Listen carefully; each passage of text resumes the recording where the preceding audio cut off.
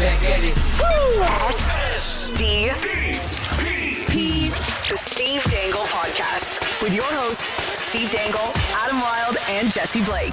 Is that a private plane outside our window, Steve? I'm pretty sure, and it's if you here. Wait, let me.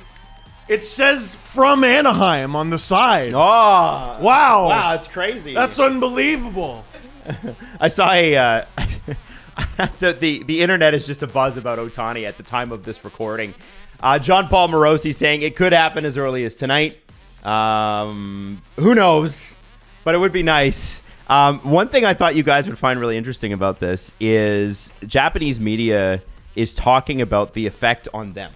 Mm-hmm. Because Shohei Ohtani has Japanese media following him at all times. Yes, And you've experienced this when you went to the Yankees clubhouse back in the day, right? I'm so glad that you remember this story. So when I was an intern at the Fan 590, before it was called Sportsnet 590, the Fan, I got to see some like crazy visiting teams come through Toronto, and the interns only got to do the visiting room. But like back in 2008 or 9 when I was doing this, you'd rather do the visiting room than the Jays. Yeah. Like they had Halladay and no one else, basically. It's like John McDonald, Yeah. Jeff Fry. Hell yeah. Yeah. Scott Rowland. Oh, I like Scott Rowland, man. Hall of Famer. Yeah. But like, Johnny Damon. I got to be in the same clubhouse as Ken Griffey Jr. That's cool. At That's the end of pretty his sick. career. Yeah. When So he was with the Reds. with the Japanese media. Well, then the Yankees come to town, and it's the most North American media I've ever seen in my life, and the Japanese media outnumbered them.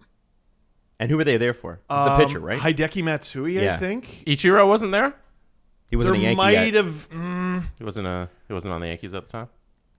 If he was in the Yankees, I don't know if he was in the lineup. You would have known. Yeah. Like the answer is no if you can't remember. Yeah, you'd remember. That would have been like your memory. Is I was in the room with Ichiro. Like the visiting manager's office that they put the media into is smaller than this room. It's smaller than the room we're in right now, and I know you can't all see. Yeah, big nobody the room can is, see but the like- size of this room. So But like, imagine this room with 30 people in it, right? it's too much. So imagine a room smaller than this with 30 people. I was like, literally, I was holding my recorder like this, and I just like happened to get a good spot next to whoever the manager was. I can't remember. So the Japanese media, are they upset because they're gonna have to like travel to more countries now if Ohtani signs in Canada? So an LA Times sports reporter is talking about this, and he said, for some Japanese reporters, Shohei Ohtani's decision could dramatically change their lives, because if Ohtani decides to leave Los Angeles, because, again, the Angels are in on this, the Giants are in on this, they're just down the road, and then obviously the Dodgers. But if he goes to Toronto, they and their families will have to move. Oh, because They live here in North America full time. To cover Ohtani, Yes. as reporters, And yeah. and it's an LA Times article today, but it says, one of the quotes, "It's not so stressful. We're just nervous." They're hoping it'll be Los Angeles because they don't want to move. Because who would want to leave LA? well, I get it, Fair. but also like I don't know if your entire job is to follow Shohei Ohtani. That's kind of what you signed up for, man. Yeah, it's like there's lots of LeBron media who's covered him for years, and he was in Cleveland for a long time. Then they had to move all out to LA, Yeah, which was yeah. the better. Yeah, move. better.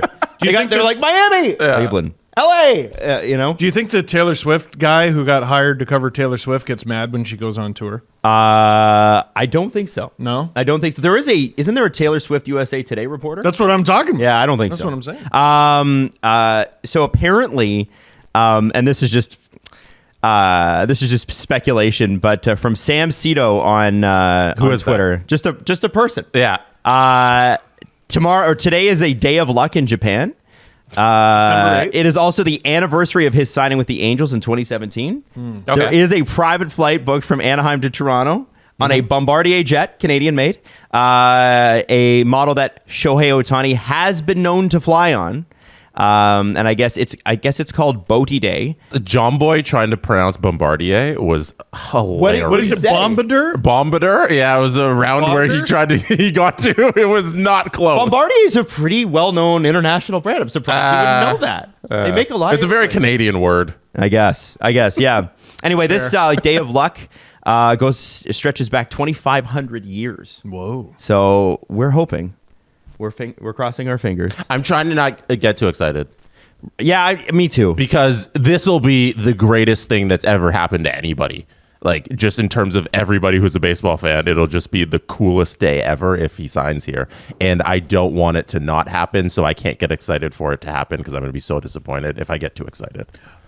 We know someone who may or may not be associated with this network who decided to buy tickets to 5 Jays games today because, in their words, they wanted to do it before the site crashes. Oh, it'll be nuts. It was a very smart idea, and I'm not going to lie. I also got tickets to the home opener. Did you? Oh my It's God. a great idea. You know what? We should probably all just buy them. Yeah. That's probably a good idea. It's probably a really good idea. I was like, you know what, CJ? You got something there. Yeah, Max Domi just tweeted LFG Blue Jays. There's nothing. Max Domi tweeted that? Max Domi just tweeted that. Oh, wow. Max Domi rarely tweets. Wearing Shohei Ohtani There's socks. also this rumor, and this is where it's gotten to, right, in Toronto. There's a rumor that Yusei Kikuchi has booked a private party for 50 people at the Rogers Center at a sushi restaurant. I didn't know there was a sushi restaurant in Rogers Center, but apparently there is. And yeah, who knows? I mean, listen, it's kind of one of those things. So Steve and Jesse are talking right now. I have no idea. I am not talking. I'm trying to set something Steve up. is trying to What do you set got? What do you something got? up. So it's Clarence Frazier you're talking about, the dude who talked about Did you see Carlo Koliakovo's response? What did Carlos say? So Carlo Koliakovo, former Leaf, he's on the radio up here in Toronto. He said, "I hope your source isn't me who shared this news on First Up 1050 this morning because someone texted it into our show this morning saying this, and I made it very clear that this was not a credible report, but just something we joked about." So I don't know if that's right. Listen. It's sounding an awful lot like the Ristolainen news. You know? Yeah. Adam and Steve, somebody at the grocery store said something and they go and they talk about it. Man, I've been saying the Ristolainen thing is ridiculous. Now, CJ Show talked yesterday that, what did they say? The Leafs have had a look? And I'm like, well, they've had At a look. Shohei? CJ Show didn't say that. They didn't say that. No. What did they say? They said, you guys are a little too horny for trades and need to calm down. I am never going to not be horny for trades, all right?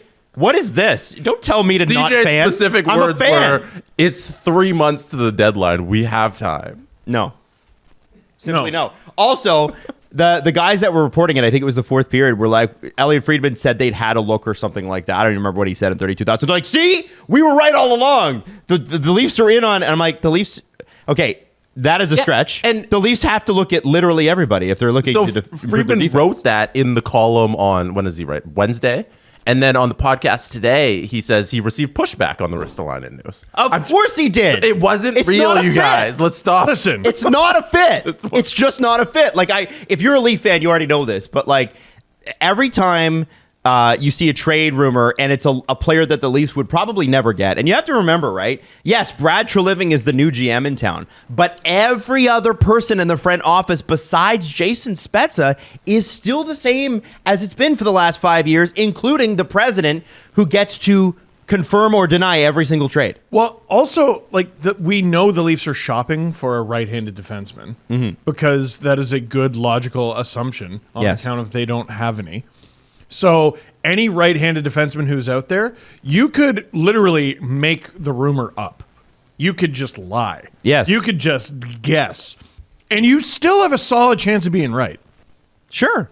I should tweet it right now. I also look at this and think like, again, if you're a rival GM and you're wanting to dump a contract, and I know the Flyers are doing well, but I think that they'd like to get out of that Risto contract while he's still playing well, because you never know when the other shoe's going to drop. Playing well? Playing well enough. Playing up to $5-ish million in value to somebody. No. They want to drop this guy. It's a lot like, and I hate to say this, what the Leafs did with Dion Phaneuf. What they did to the Senators, and no one talks about this, and I think people should go back and have a look at it. Dion Phaneuf was well past his best years when he was in Toronto, and that contract was going to be a boat anchor for a long time. So what they did, I think it was Lou's first year here, and was Babcock even playing him? I don't even remember. But they sheltered him, and they made his numbers look great, and then they traded him to Ottawa. It was called a pump and dump, and they did have to take some weird money back. But it wasn't great, and I think... They almost I'm made it not to a the Stanley. Ristolainen guy at all, admittedly. Not at all. But, I think this is the Philadelphia Flyers going, how the hell do we get rid of this guy? They almost made it to the Stanley Cup final with Dion Phaneuf. I'm just going to throw that out. Yeah, but it wasn't because of Dion Phaneuf, Steve. It was 100%. Yeah, it couldn't have been Erik Karlsson firing bombs down to Mike Hoffman. Oh my God, like that was so Super silly. Bowl fucking passes to him. No, it couldn't And have Cody been that. Ceci. They were a goal away from the Stanley Cup final with a decor featuring Dion Phaneuf and Cody Ceci every night. I'm just going to throw that. The deal was Dion Phaneuf, Matt Fratton, Ryan Rupert, Casey Bailey, and Cody Donaghy to the Ottawa Senators. So just a big old bunch of contracts. So much so that the Leafs traded Matt Fratton to Ottawa, and they just let him continue to play for the Marlies. The Leafs Hilarious. got Colin Greening, who was Valuable. no, he was a fucking double agent for the Sens, trying to screw up their odds at Austin Matthews. Oh, I see. Because I think he had 15 points in 30 games Yeah, he or was something good. like that. He was too good. That's the problem. It's eyes on the prize, Colin. You're fucking it up. Milan Mahalik, who the Leafs royally screwed, Jared Cowan, Tobias Lindbergh, and a second-round pick who turned into a great player for the Leafs.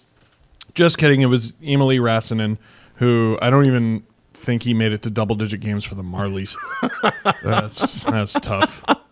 All I'm saying is, I was believe- right. 5. He played 5 listen, games. I'm sure people have sourced their stories. I'm not doubting their sources. All I'm saying is I genuinely doubt that any of those sources are from within the Leafs organization. I genuinely do, except for the ones that are pushing back.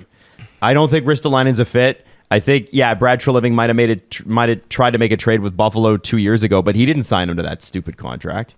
It's too long. It's too much money. The guy's never been that good. Well, Adam, I just got a breaking story. What is it? Someone close to Rasmus Ristolainen just booked 50 seats at Grace O'Malley. Oh, Grace O'Malley's. I couldn't. Maddie's even like, oh god. Yeah. Grace O'Malley's is a college bar in Toronto, and it is wild in there. Yeah. You can't go in past. I couldn't think of a Finnish bar. Yeah. So anyway, the Leafs are shopping. It's going to be a while. When people like CJ tell you to calm down about trades, you tell CJ, no, sir.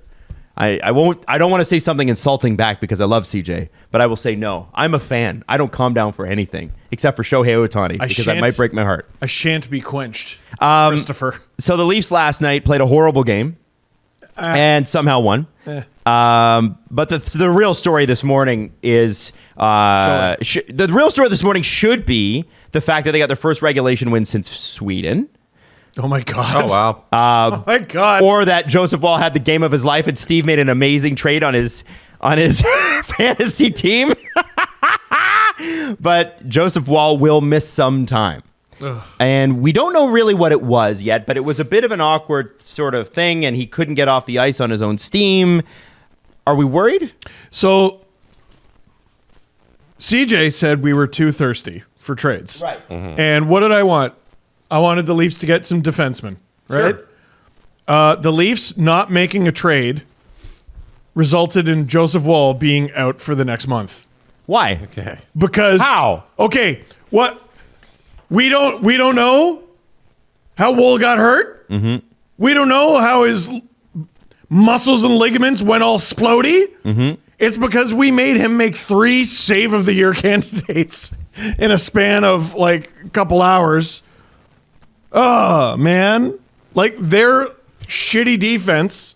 Jesse. Their shitty defense got him hurt. Jesse, why are you laughing? I just don't know if that's true. Oh no, it just happened.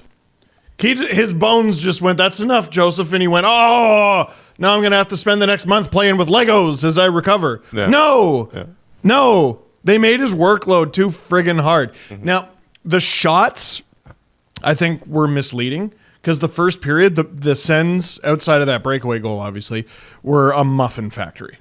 They were just floating garbage on Joseph Woll from the blue line, like just inside the blue line. I don't remember when the first Tarasenko robbery was, if that was the first or second period. That was the first period. It was the first period? So, okay. If I remember correctly.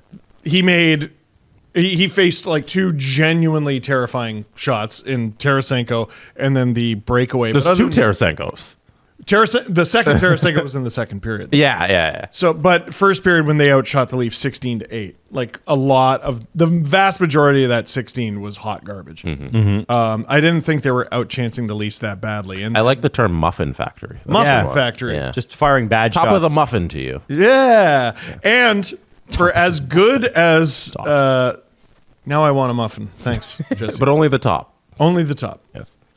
They should have a bakery just for that.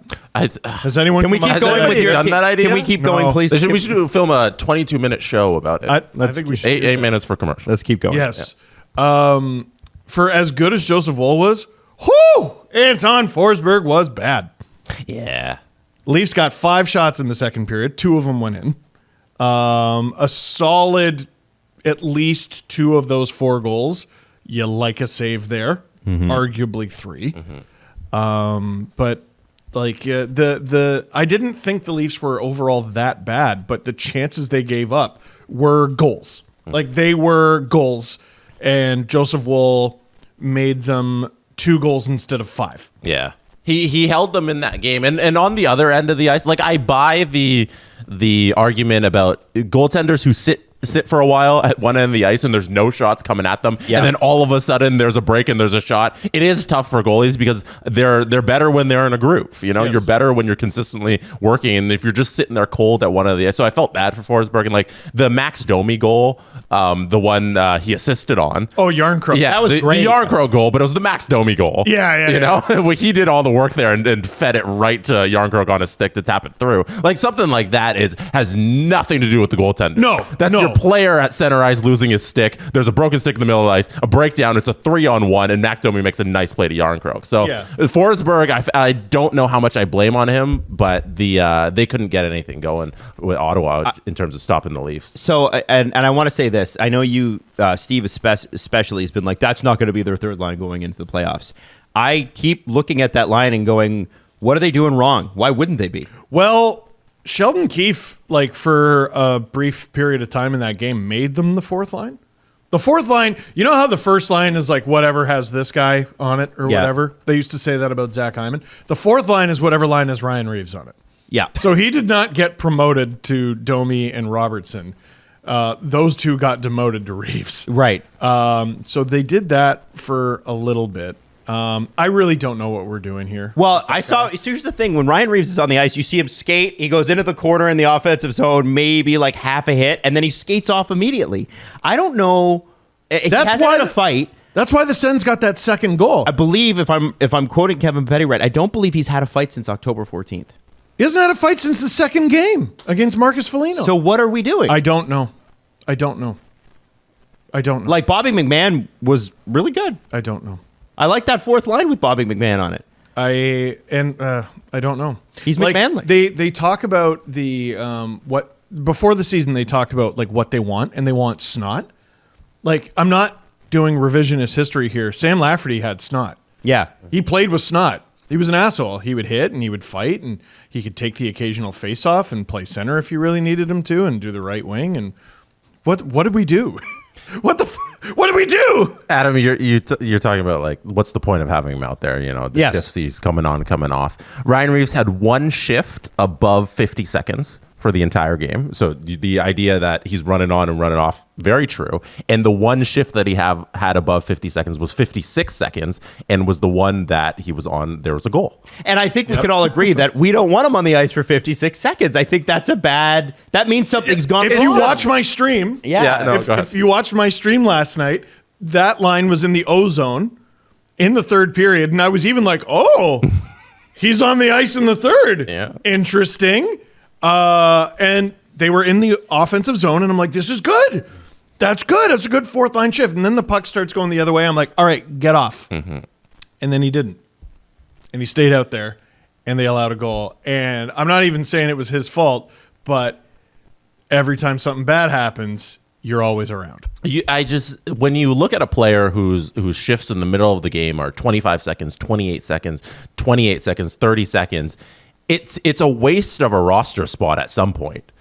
what's the point of running somebody out there to do 30 seconds of cardio and then get off the ice? Go out, throw one check, and then get off. And if you're on for more than 50 seconds, you're going to allow a goal. Yeah. That's a waste of a roster spot at this point. And you see the Senators, they'll swarm him. They'll put 2 guys on him because they know if the puck goes anywhere near him, they're going to come away with it. He can't handle the puck. And this is, again, I hate this because I want Ryan Reaves to do well. I actually do think he's good for the dressing room. I think people are human beings. I think they do need a vibes guy in the dressing room, and I have no problem with the Leafs playing him 20 to 30 games. I said 40 before. I'm going to bring it back a little bit. But maybe once every 5 games. What's this 2 games in a row stuff?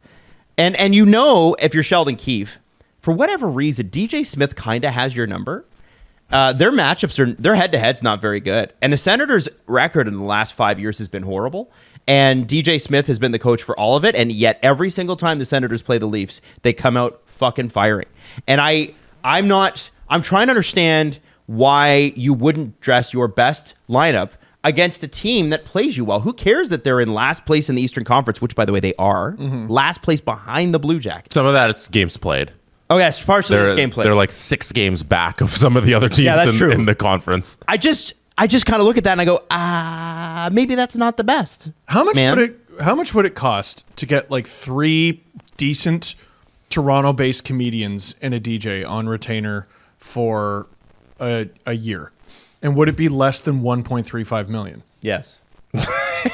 They wouldn't count against the cap. You could have them hang around the team, keep the vibes immaculate, make balloon animals, like do whatever you need to do. Like, guys, what are we doing here?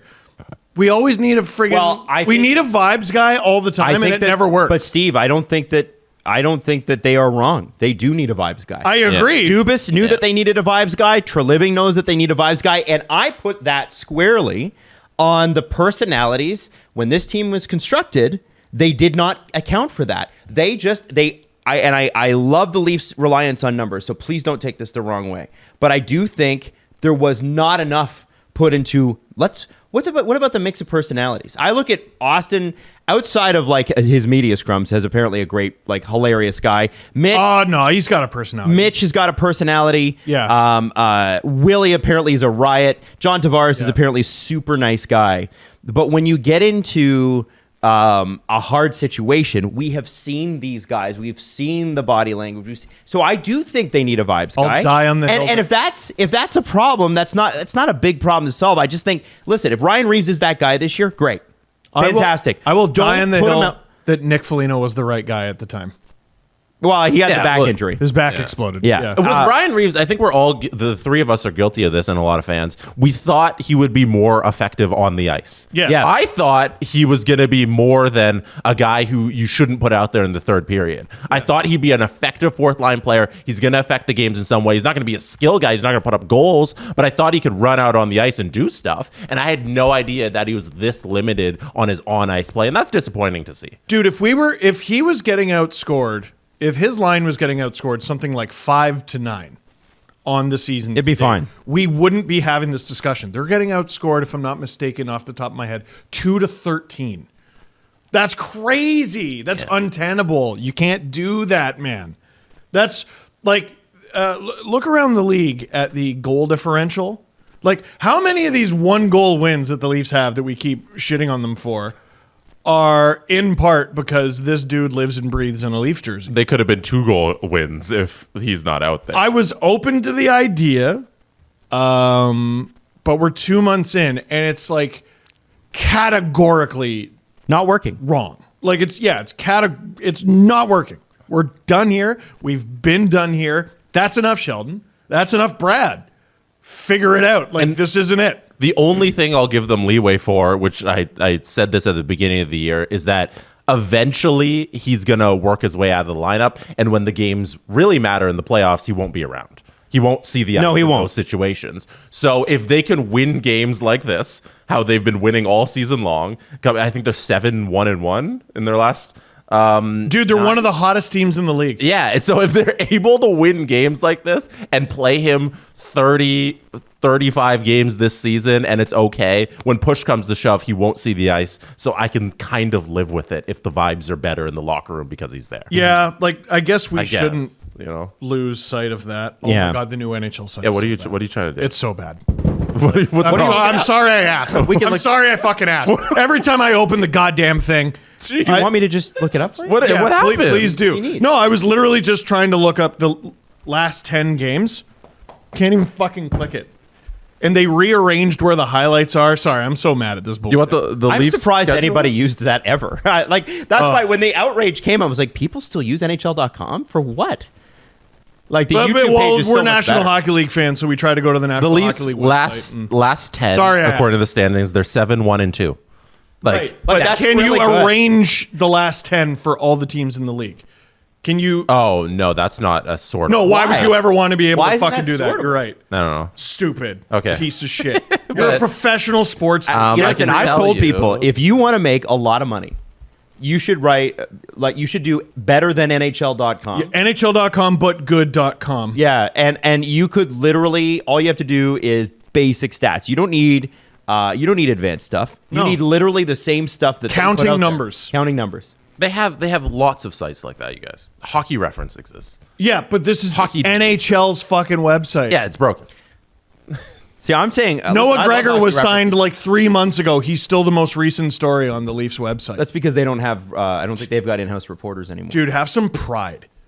Have some pride in I what think you they do. found out that nobody uses that site. Oh. And nobody uses their team Then site. delete it. What were you trying to say about the Leafs? I was trying to find out how many teams have 7 wins or more in their last 10. I know the number's only like 6 or The Kings do, the Jets do, the Leafs do.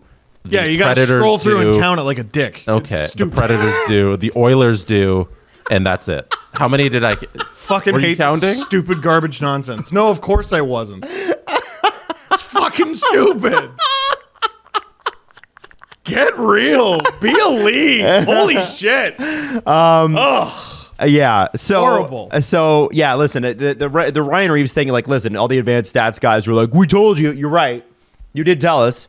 But I was. You didn't tell us it was this bad. But I was the one also saying, let's just have an open mind for a second. And I think the first couple of games that he played, he was great. and then he disappeared. Well, and so this is where you question, did one of those fights lead to like a hurt hand or something? So if it did, why is he playing? I know. I've been questioning it since like the 4th or 5th game of the season. Maybe because it dude. doesn't matter. If Ryan Reaves is injured versus not injured slightly in his hand, I don't think it matters. Well, his he's- effectiveness. He's clearly like extremely not effective. Yes, but they're 7-1-2. I know, it's so weird. Yeah. It's It might not matter. are his vibes so immaculate? Like, I don't. And did you notice who was one of the guys who helped carry Joseph Wolof? It was Ryan Reaves. Oh, yeah? He was right there. Oh, That's crazy. maybe he's making Sheldon Keefe laugh. It put me out there, coach. Put me in the box. Can you imagine how many players you would never ever see again if they were a -11 but before Christmas? He must tell the best goddamn jokes. I'm okay with that. Yeah. He doesn't have to play another game. And if he's just a guy around the locker room that makes the guys who do make a difference in the game feel good, and he gets paid $1.3 million for that, fuck it, I'm cool with it. I don't That's care. a cool job to have. Yeah, that's a great job, vibes commissioner. All right, I'm good with that. That's why I was saying no, but you could also be a nerd and have a vibes department. And that's where the stand-up comedians and the DJs okay. come. Well, you need That's when somebody you hire who's- Zed and you bring him in. They need somebody who's played a game. The DJ. Zed the DJ, yeah. Oh. Yeah. You don't know Zed? I think I've heard of him. What? I know Professor Actually? X. Believe me, you know his song. Clarity? You never heard Clarity? Which one's You've that? heard. Are you You've my heard Clarity. Oh, yeah. Yeah, of course. You've You know heard Zed. He's got a Clarity. song with Selena Gomez. He's like Yeah, but I dated don't know Selena all the Gomez. names. Oh wow. Goodness. Calvin Harris? Yeah. I know Calvin and Hobbes. Shut up. I know Calvin No, Harris. he You're has doing to know bits. Calvin Harris because Calvin Harris is Scottish, and if you're married to a Scottish person, you don't know all the Scottish national heroes. He's on the money. You're out of the family. Oh, he's on the money. Yeah. Not surprised. I think then with the Leafs, like Martin Jones being in and Woll not being a part of things for the next little bit, Ilya Samsonov has been dealing with a mystery injury or illness, and we don't know what it is. The Leafs obviously are not going to tell you, so it's going to be Martin Jones and Dennis Hildeby. The Hildebeest? Are we going to see him in the NHL? My assumption is Samsonov will back up Martin Jones on Saturday. Now, I want you to take a quick look at Dennis Hildeby, the Swedish legend. All right. Because he has, with the Marlies this year, he's played 9 games. Okay? 4-3-2. But check out these stats. 4-3-2 is not great. Yeah, but the Marlies aren't great. No. His stats are insane. Goals against average of a 1.89. That's so stupid. Save percentage of 9.25. That's really... In the A, that's not easy. And they can't win? I know. They're getting 925 goaltending, and they're 4-3 and what? Yeah, 4-3 with him playing 4-3-2. 4-3. You should have more wins than that with that. He should have more wins than that. I'm looking at Martin Jones here. With the A, he's played 5. His AHL numbers are not great. 337 goals against average and an 870 save percentage, which What's is his roughly worse than what he did with Seattle last year. Yes, it is. But what's his record? His record is 2-1-1. And who's the third goalie for the Marlies? There's always They did have Vyacheslav David Peksa. Ayers. David Ayers. Stop it. Trying to think. Peksa's been with the Growlers. They had a third guy. Pete Maybe it was- Petruzzelli. Keith Petruzzelli. Right? And Keith Petruzzelli, I'm going to look it up because listen, I won't lie to you, the AHL sites are not a lot better than the NHL ones. Keith Petruzzelli is 3-3-1 with a .874 save percentage and a 3.33 goals against average. Now, I can understand them not wanting to take Hildeby off of his hot streak. Like, it was the same thing they did with Woll last year. But that's a guy to keep an eye on. Why wouldn't you give Hildeby a shot at some point? Maybe 22. Well, he's 22. I think he's an adult. You call No. him up exclusively to play him. Yes. Yeah. You don't call him up to back up. Right. Yeah, I think Martin Jones is an adult. This is why you got him.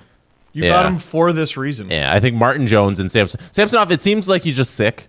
Yeah. You know, Yeah, based and on Lagesson the too. reporting. So yeah, I think it'll be Ilya and Jones, which is reasonable. It's totally reasonable if you're going down to your third option. And also, this happens at least once a year with the Leafs, where 1 or 2 guys go down with an illness and they have a performance that's not that great. And we're like, where did that come from? Well, it came from not just 2 guys are sick.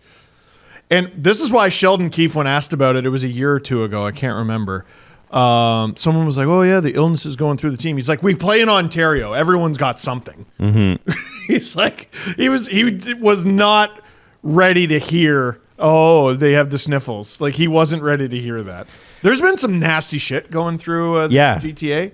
Actually, I had a call with my doctor yesterday.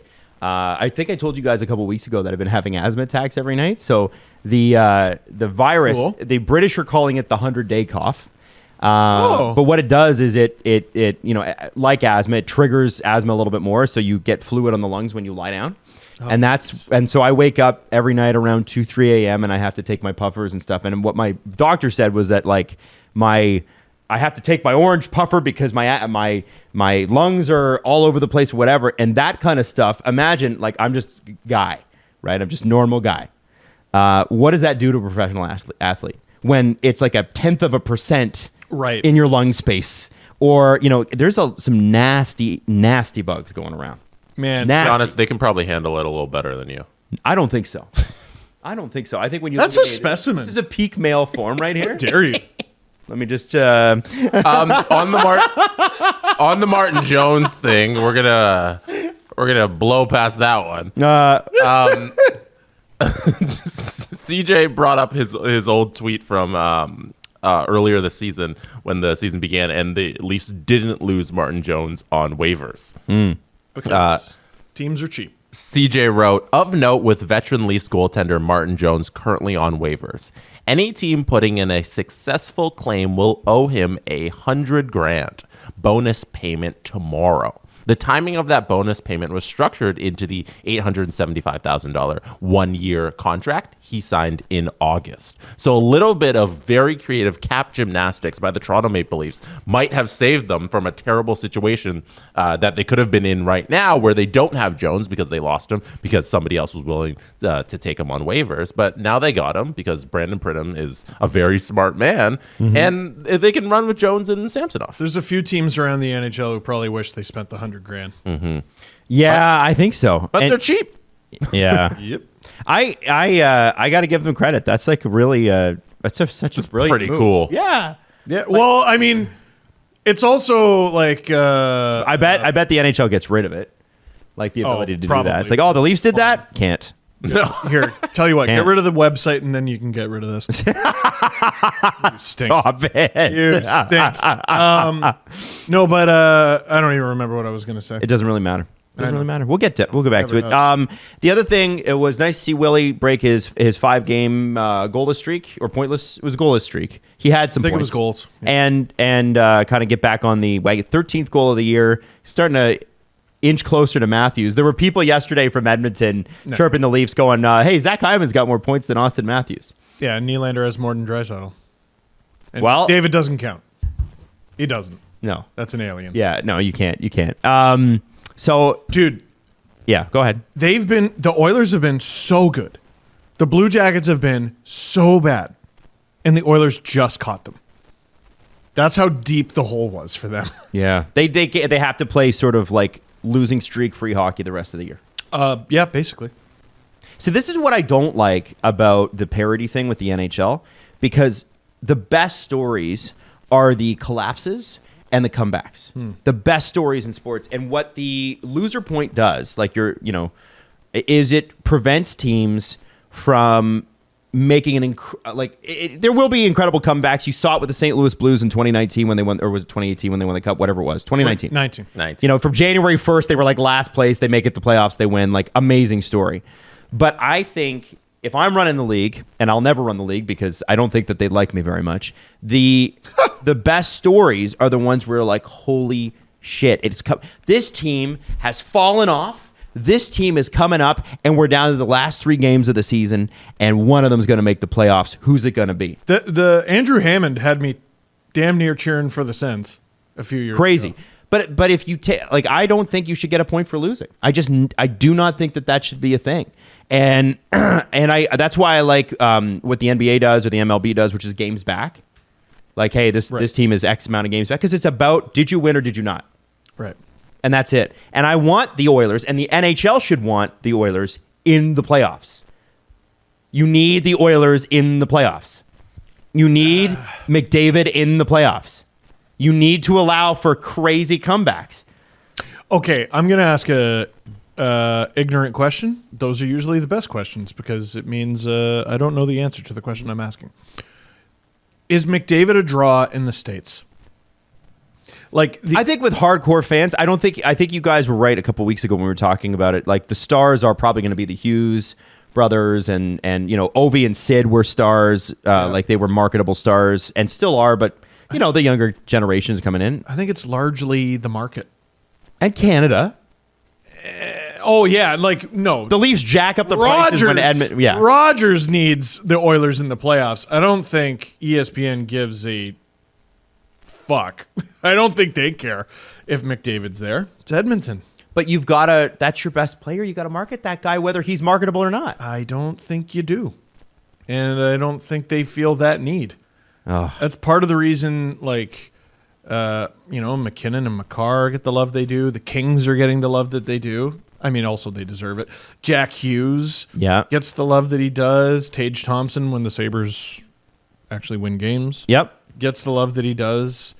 Unfortunately for my fantasy team. I'd like to know what the ratings were for Colorado Edmonton a few years ago. Right? Like, I'm sure that series did well up here. I'm sure the Battle of Alberta did well up here. I don't know if he's a draw in the States. That's all I'm saying. Okay. Or all I'm asking, I should say. I don't even know the answer. If the answer is definitively, yes, he is a draw, then never mind. Right. Okay. Well, I mean, I'm sad and disappointed if they don't make it, so I hope they do. Hey, let's say that you wanted to bet on something. I don't know, maybe Shohei Ohtani to the Blue Jays. Ooh. I would go to betmgm.com/Dang. I wish you bet on that 2 weeks ago. Oh, man. Yeah, because the odds now, they're second favorite. You know, if when they were the outside shot to get it and you got on those odds on BetMGM, you would have made a pretty penny. Yes, you would. And hey, listen, BetMGM is also the official sports betting partner of the National Hockey League. Have you heard of it? The what? The National Hockey League. Oh, okay. Yeah. Like, is this a segment? Like, we're going to talk No, about but no, they what just that start. is? No, it's just we're just letting you know. From You're not going to game-winning goals- explain what that is? From game-winning goals to spectacular saves, BetMGM gives you the chance to take those highlight reel NHL plays to a whole new level. BetMGM has something for you, every hockey fan. That's pretty cool. Right? BetMGM is not only the official sports betting partner of the NHL in Canada, they're also the king of sportsbook. BetMGM.com for terms and conditions. Must be 19 years of age or older to wager. Ontario only. Please play responsibly. If you have any questions or concerns about your gambling or someone close to you, please contact Connex Ontario at 1-866-531-2600 to speak to an advisor free of charge. BetMGM operates pursuant to an operating agreement with iGaming Ontario. Hey, and this episode is brought to you by BetterHelp. We've talked about our mental health often on this show. And you know, frankly, over the last few years, there's been a lot of reasons to.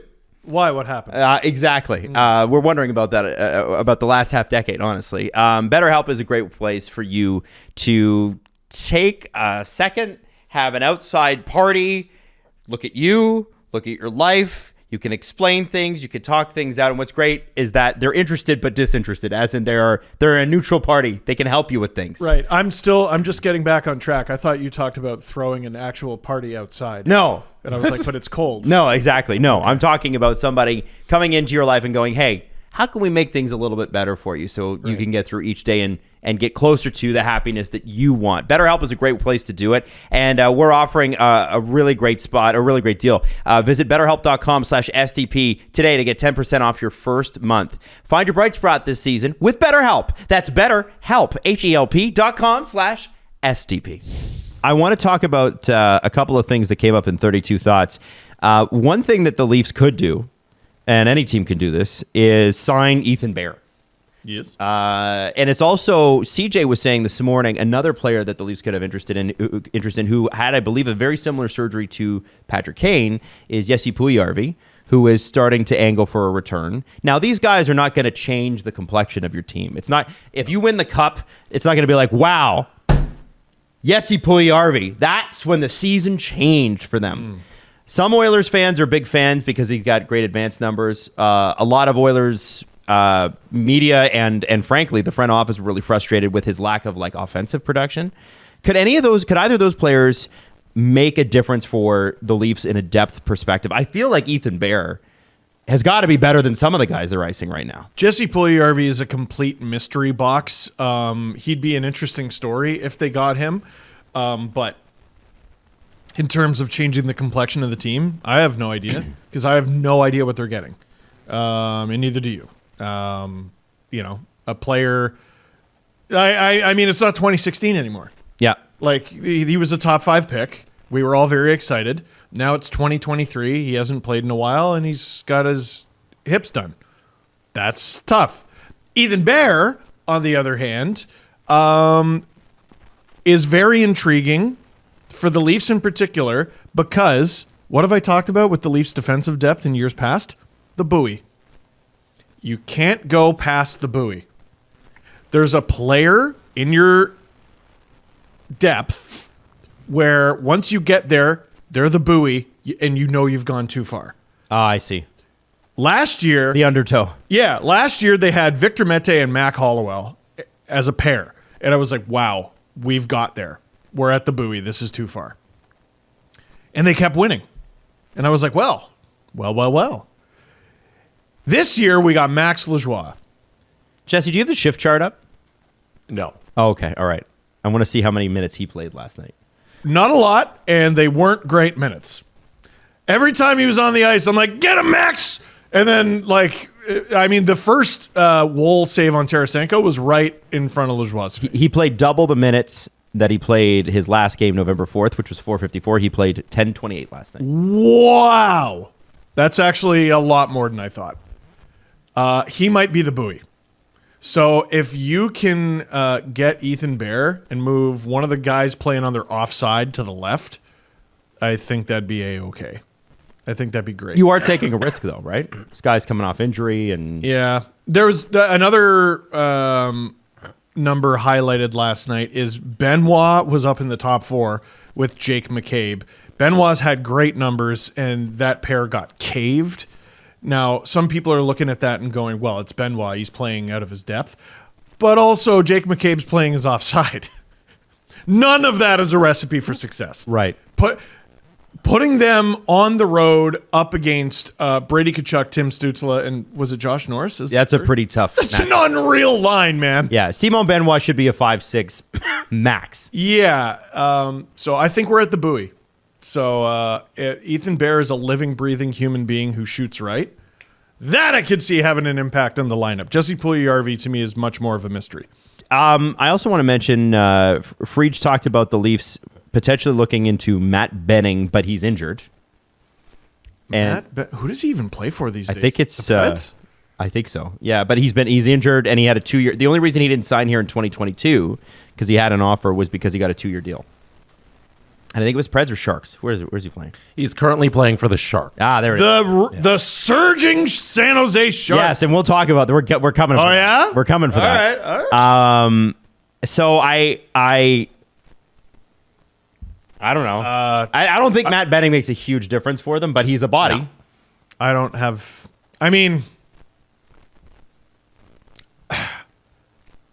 I'd rather give an opportunity to. Like, I want the Leafs to go out and get a difference maker. Like, Ethan Bear is, that's kind of neat and intriguing, and it could work. But, like, I want them to get a guy who is definitively, like, at least, at minimum, going to be in your lineup every night. You know what I mean? Get me interested. If you're not going to get that guy, I don't know. Like, well, throw Kokkonen in there. I don't know. Topi Niemela. Mario Ferrero's name's come up with Leaf fans. It's not in any. I want to say there's been nothing from the rumor mill about that. He'd but that's probably be in the lineup every night. Well, he's a top 4 guy. Yeah, that's interesting. Interesting too. Darren Ferris won. Yeah. Wait, did he? Steve, because I saw that Philip Broberg was sent to Bakersfield. Yes. And I was like, oh, Darren Ferris lost. But in fact, I was wrong. Because it's been reported this morning that because of the Darren Ferris hoopla, teams have started calling about Broberg. There you go. Hey! So maybe it worked. Darren! Oh! What? No, it's time that agents got their due. Let's give the center of attention all the attention he deserves, Darren. Oh. Jesse. He needs a podcast. Can we hook him up? Jesse, how would you feel about this name? Darren Ferris. Tyson Barrie, who was given permission to talk to other teams, but Barry Trotz is now pissed off that got out. Yeah, like it helps when it's out there. Like, I don't know why these GMs sometimes get so upset because the more people know, the more phone calls they'll make. So, like, this Darren Ferris thing, like, he's kind of right in that you make a hoopla and now people are calling. And same with Tyson Barrie. If people know, then they will call. And I don't know. Tyson Barrie has a fit a lot of places around the Leaf because Tyson Barrie's still good. Like, there's nothing wrong with Tyson Barrie. Okay, if the Leafs didn't have to pay Nazem Kadri for him, do you mind Tyson Barrie on this year's Leafs? No. Dude, we need to adjust our expectations with Barrie. I think people are too hard on him. And listen, I did not enjoy his tenure as a Leaf. I didn't. But I've watched him play since. And if you surround him with not Cody Ceci, which 2 teams have tried, and a head coach that didn't hate his guts. Oh my God. Like Babcock, like you should look at his splits between when he played for Babcock and then when Keefe took over. Oh, he had like yeah. 17 points in his first 23 games under Keefe. If you don't deploy him like a stubborn moron, he's actually a pretty good, serviceable NHL player. Dude, after the Oilers traded him to Nashville, like he almost willed that team like to the friggin' playoffs without Ekholm and everything. They replaced Matthias Ekholm with Tyson Barrie. And everyone said, welp, that's not a recipe for success. They had a nearly entire forward lineup of AHL players. And they were playing great. I want to add on the Barry Trotz thing being pissed off about, the fact that it got out. If an agent calls another team and says, hey, Tyson Barrie's on the block, just want to let you know, can you keep it quiet? Why would they bother? Right. Like, yeah, I want to help the Nashville Predators. Fuck off. Like, why? And that's the way it works, right? Like that this is a competitive thing. I don't know why. Does that make Barry Trotz less likely to trade him? No. Here, this is Barry Trotz's phone. Oh, click. Hello, Darren. Yeah, I don't think we're in a situation where knowing that Tyson Barrie is on the block will affect the Tyson Barrie price. I feel like the price isn't going anywhere. It is what it is. Yeah. Oh man. Barrie. That fourth is now a conditional fourth. Yeah, and like he's on an expiring deal. It's $4.5 million. He's a serviceable defenseman. There's going to be a lot of teams interested in him as we get closer to the March 8th trade deadline. March 8th. And well, here, I'll tell you why I think Barry Trotz might be a little miffed that this got out. You can't tell on NHL.com because it's a terrible website from a terrible league, but the Nashville Predators are actually, even though they're not in a playoff spot right now, one of the hottest teams in the NHL. Yeah, they're 8-2. Well, and they have a backlog of young defensemen that they want to play ahead of Tyson Barrie, unfortunately. Yeah, so looking at what the Preds want to be, a team building for the future, whether they make the playoffs or not, and the fact that Barrie has an expiring contract, he's been on the block since the opening puck drop of the season. What are you talking about? It's when you look at the teams that'll be in that area who are going to sell at the deadline, you look at their UFAs and you say, oh yeah, he's probably going to be available. Yeah. So it's not really news. It's a logical assumption. Yeah. Also, Steve, before we get too far from Broberg, you spent all last episode calling him a right-handed defenseman. He is not. Oh, my bad. Yeah. Well, at least I got the position right. Which isn't a given. Which, that hasn't happened in the past. But no, he's left. Lefty. Yeah. And I even looked. I feel like during the stream yesterday, I was like, well, he's 22. He shoots left. Blah blah blah. Oh well. But so that whole segment, we got to trash it. Oh man. Got to throw it away. Man. Got to throw it in the garbage. By the way, I thought as just like a rule, and maybe I'm wrong about this. Generally, people favored the right hand over the left. Wait, what do you mean? And just like in human society, I always thought there were more right-handed people shooting than left. Like for hockey? No, I didn't say hockey. I'm saying just in society. Yeah. I thought that human beings were more often right-handed than left. For writing. Well, why is it so hard to find a right-handed shot defenseman? Why has that become like a thing? Because apparently if you shoot right and catch left, that's weird. Yeah. I shoot right and catch left. Yeah, that is. So the way I was taught when you're younger is you want your dominant hand to be on top. Like, is that not basics? Right? No, I always thought it was this hand lower down on the stick. If more people are right-handed, so you want your dominant hand on top, so you learn to shoot left more. Should I have learned to shoot left? I don't know. So for Dragon Boat, which is like I don't even know how to describe it for the audio, but you have my right hand goes over top to my left side, and my left hand is down at my hip as I'm pulling the water. But if I go to the other side, which would be closer to how I shoot a hockey stick, it's like I've never done it in my entire life. Yeah, because you're more comfortable with your dominant hand on top. Yeah, I couldn't golf on my left. I couldn't swing a baseball bat on my left. All of it is on my right. Yeah, golf is the opposite. Like the golf, you swing the same way you kind of right, unless you're weird.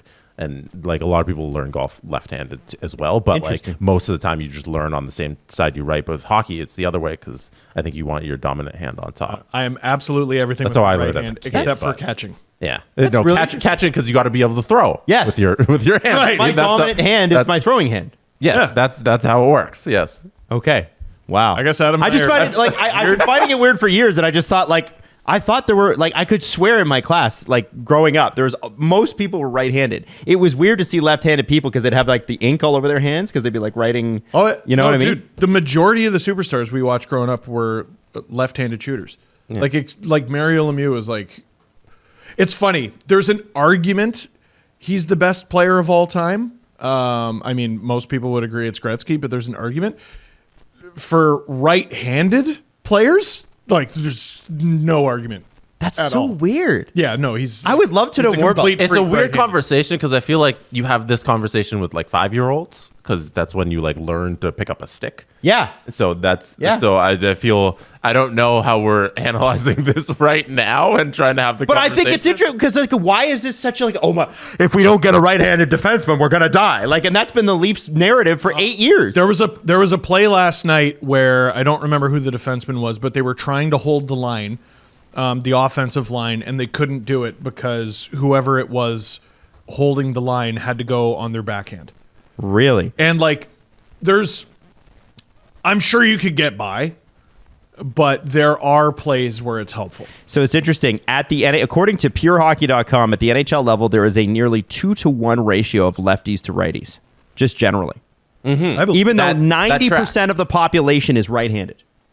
Yeah. Yeah, because right-handed people naturally shoot left with a hockey stick. Wow. That's I know, so it's- wild. I need to re-listen to this baked or something. Yeah. This is just crazy. This is blowing my mind. And also, they say, it's interesting that you mentioned that, a lot of the reasons are some of the players that are role models are left-handed. Like Doug Gilmour is my favorite hockey player of all time. It always bugged me that he was left-handed and I was right-handed. And I couldn't be exactly like him. So I guess teams, because it matters when you're a kid and you don't know any better. I would have to look it up, but I'm almost positive, anecdotally, there are more right-handed shooters in the top 50 in scoring than there like maybe ever have been in the NHL. We didn't really grow up with that. No, we didn't. Yeah. It's weird. Like more Toronto guys you think would because of Sundin. Yeah. I don't know. It's something you pick up as a kid, you know. It's just the idea that you have your dominant hand on the bottom part is also a way to learn how to shoot a hockey stick. Like both are not too incorrect. More people are in the belief of your dominant hand goes on top, but like if your dominant hand is on the bottom, you kind of get more power from the middle of the stick when you're shooting. So like you can learn both ways, and just something you do as a kid. They put the stick in your hand. What feels more comfortable? That's how you learn for the rest of your life. All I know is Leo shoots right-handed. Let's go. Daddy's getting a cottage. Leo's a righty? Yeah. Make him a D. Let's go. Love that. Yeah. That's really interesting. Let's go. And he's not going to be a hockey player either. Baseball. Okay. He loves baseball. You better teach him how to hit left then. I wanted to. Oh, shit, really? Yeah, you got to be a lefty thrower and hitter. Oh, I fucked it up? Yeah. right. No! Fucked up. Yeah. He can't. He's a right-handed hitter. There's fucking million of those. Damn it. Yeah. Yeah. Well, now he'll just have to simply be the best one. My favorite story about all of this is Rafael Nadal. Rafael Nadal is a right-handed person. He does everything right-handed, but his father, I believe, who taught him how to play tennis, told him learn left-handed. It's gonna be wonky. It's gonna be a little different. It's gonna throw everybody off, and you should learn it because you have a slight advantage over everybody you play. Really? So it's the only thing he does in his entire life left-handed is play tennis, and he's one of the greatest of all time at it. Wild. Didn't Ben Simmons also do that and it didn't work at all? No, Ben Simmons' theory is that he shoots with the wrong hand because he's so bad. Oh, jeez. Yeah. That's pretty tough. Yeah. I think it was Kevin O'Connor from The Ringer did a lot of analysis on Ben Simmons just shooting because he's just What so happened? bad at it. And they're like, we think he might be shooting with the wrong hand. So, yeah. Oh my God. Yeah. Wow. Hey, the other thing I thought this was interesting because we talked a little bit about the Gary Bettman press conference and all of CJ's tweets about it and the fact that, it's a matter of some concern that Milan hasn't figured out their hockey arena yet. And I remember I told you guys this happened before. It happened in Sochi. It happened in a few other places. And I guess behind the scenes, what we didn't know is that Bettman to the Board of Governors reiterated that the players' position on the Olympics, they got to go.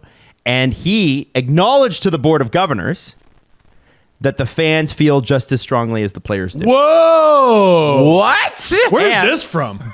This is from 32 Thoughts. And Deputy Commissioner Bill Daly said, I can't say I'm pessimistic at all. Whoa! Wait, That's the most optimistic thing he's ever said. He's Yeah. not. So it's a double negative. He's but not pessimistic. He is optimistic. Why would he say it like that? I can't say I'm pessimistic. Because they want to fuck with you, man. Why would you just say I'm happy about it? Yeah. Or something? Bill Daly is the Simpsons caricature of Al Gore. Like, dude. When he speaks, my lust for life goes down. Like, holy cow. Thanks, though, Bill. That's cool. So that's good. And then the players feel strongly, the fans feel strongly. So that might be the Board of Governors acquiescing and going, fine, we hate growing the game and making more money. It really sucks. And apparently behind the scenes too, and we talked about this in the last episode, they haven't come up with like a plan. But this regional cable rights thing, which, guys, when we started this show, the last thing I would have ever wanted to talk to you about is regional cable.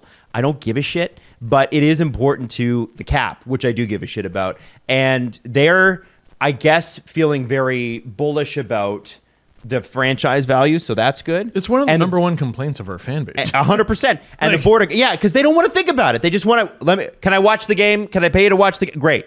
So what apparently they're talking about at the Board of Governors, and I said, why aren't they more proactive about this? Apparently they are working on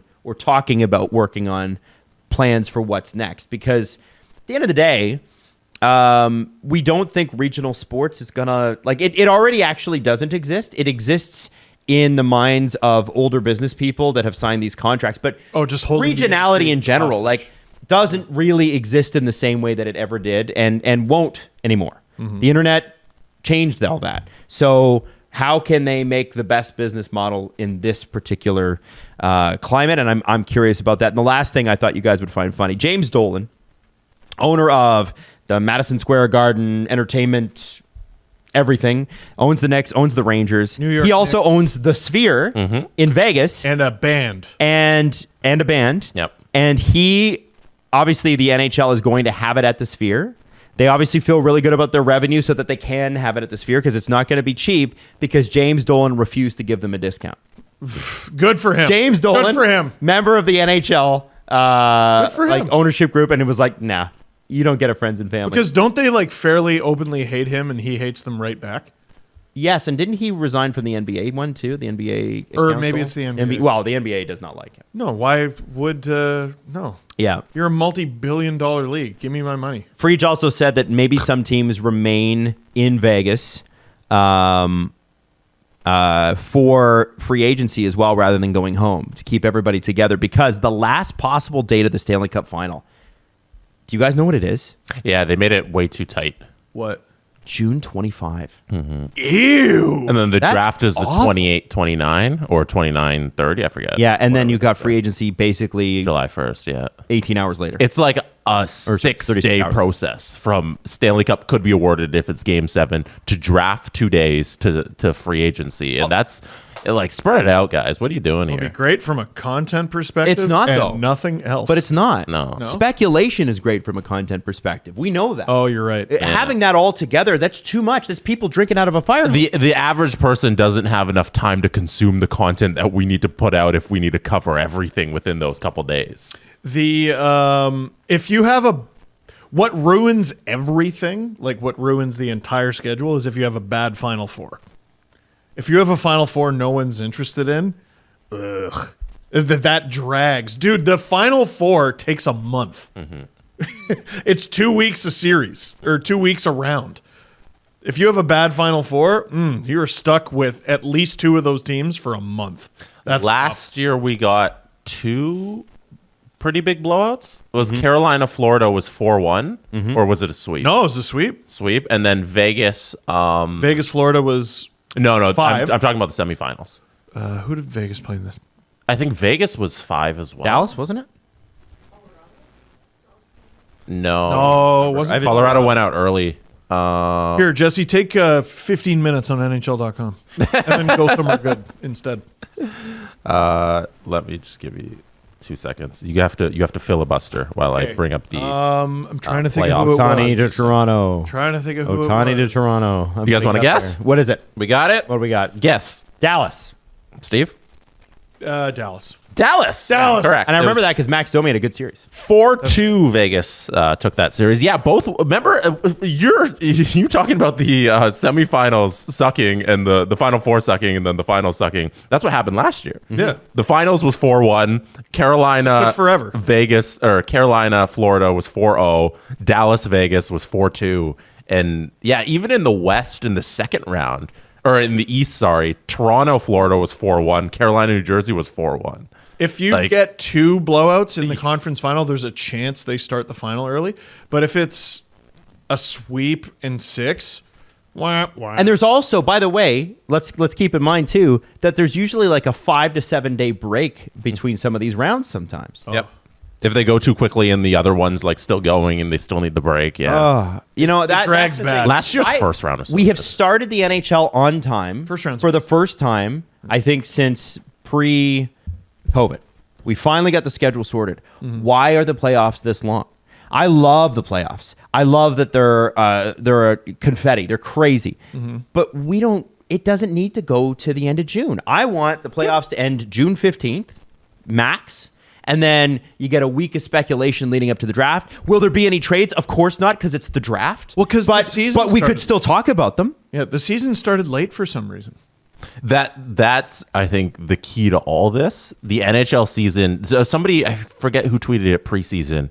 I think it was a TSN personality. I forget. But the NHL season should start on Canadian Thanksgiving. Yes. Year. Why didn't it's a genius thing to do. You push it. You bring training camp up. You bring all the preseason games up. Thanksgiving in Canada is a thing now. We have day games. NHL season kicks off, and then you can end an NHL season when it's not 30 degrees outside. If you move the final date for the end of the Stanley Cup final back a week to June 18th, this isn't even a segment. We're like, oh, that's a little late.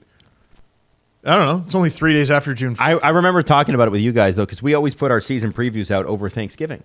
And that doesn't make any sense. No. They should be playing games. Yes. Yeah, I think that the Thanksgiving Monday, should be kickoff NHL season day. That'd be awesome. I don't even understand, like, again, Leafs in Detroit and some other teams playing 8 preseason games. Maximum 4. I'm going to say, because they're not going to agree to 4, 7. Even if you reduce it by 1. Oh, wow. Reduce it by 1. That costs them like $500,000, though. 'Cause, like, the thing is, like, Leaf preseason games are still $200. Well, then have 20. Then have 20. If you make that much money off of 8, what are you sticking at 8 for? Have 20. Play through the summer. Fuck it. Who cares? Hey, we're in it to make money. Play through the summer. Just... Was it 82 games? You know what? Baseball's got it figured out. 162. All right, since we are in... Eliminate body checking. Since you know what's popular? Fortnite. Play it at center ice instead. Instead of, what are we wasting time with hockey for? Be a league. Fuck. I don't understand why that made you so upset. I don't know either. Yeah, I don't. But it is upsetting for you. Because the coffee was good. Since we're doing the IDEA Consortium today... Always. Good word. I'm going to throw this one at you. The NFL does free agency and the draft backwards in comparison to the other 3 major pro sports. The free agency period comes before the draft. How would you feel about that change? That is fascinating. What effect do you think that would have? I feel like the cap's too tight. Because ideally what happens is you have a mad rush to sign people. And then everyone who missed out makes a whole big bunch of trades. But it's the NHL, and we know that would never happen because the margins are so slim with the triple hard cap. Like, okay, this is how little of a football fan I am. Mm-hmm. Do they have a cap? Yes. Is it? It's like 150 million, isn't it? It's like a crazy high cap. There's 50 players to a roster. Right. Yeah. Like, I don't know. But they also can cut players with no notice. They can cut players no willy-nilly. guarantee. Yeah. Yeah, teams don't... Like, it never actually seems to be a problem. I've never... Like, I don't see stories, and again, I'm just not a huge football fan, where it's like, this team just... They can't spend anymore. It is a thing. Is it? There's more cap gymnastics can take place in the NFL than they can in the NHL, but teams they have cap problems sometimes. Because they just simply choose to not honor contracts by cutting guys? Yes, but there are more ways around it. So genius. It's you can get out of things. But I don't know. I think it's an interesting way of doing things because you go into the draft kind of knowing your roster as opposed to you're at the draft and you're making deals and then you got to draft guys, you got to figure it out, and then you go into free agency and you fill out the rest of your roster. Now you're going to the draft floor and you're like, okay, we got everything sorted out and now we can select who we want. The flight from Anaheim to Toronto is in the air. It's in the air. It's currently in the air. Butterfly in the sky. Yeah. Don't know, but I think they signed this guy. I hope so. I really hope so. I just wanted to throw that out. Now, Steve. Yes. You have been hot on the San Jose Sharks. Yeah, I'm a truther. I'm a Sharks truther. Why are you into what the Sharks are what they're able to do right now? Because they are fun, gosh darn it. Everyone likes an underdog. Mm-hmm. And right now, I think it's okay to not necessarily have a second team, but if you're going to have a team that you have a soft spot for, as long as they're in the other conference, as long as they're far away, and you can't get much farther away from Toronto than San Jose, California. Now, by points percentage, they're still in last. By actual points, though, they are not in last anymore. Yeah, by points percentage, they're dead last. Chicago is now in actual dead last from points. But remember, the Sharks started this season 0-10-1. Legendarily bad. A couple of 10-goal against games, too. And then what happened the next game after they lost back-to-back games where they allowed 10 goals? What happened, Steve? They won their first game of the season over the Philadelphia Flyers. And ever since, folks, you're not going to believe this, because if you haven't been paying attention, I mean, why would you pay attention necessarily to what the San Jose Sharks are doing? They are not just competitive, not just in games, they are above gosh darn 500. They had a 3-goal comeback the other night, and they had, 3 or 4 goal comeback last night against the Red Wings in Patrick Kane's Red Wings debut. They ruined the whole thing.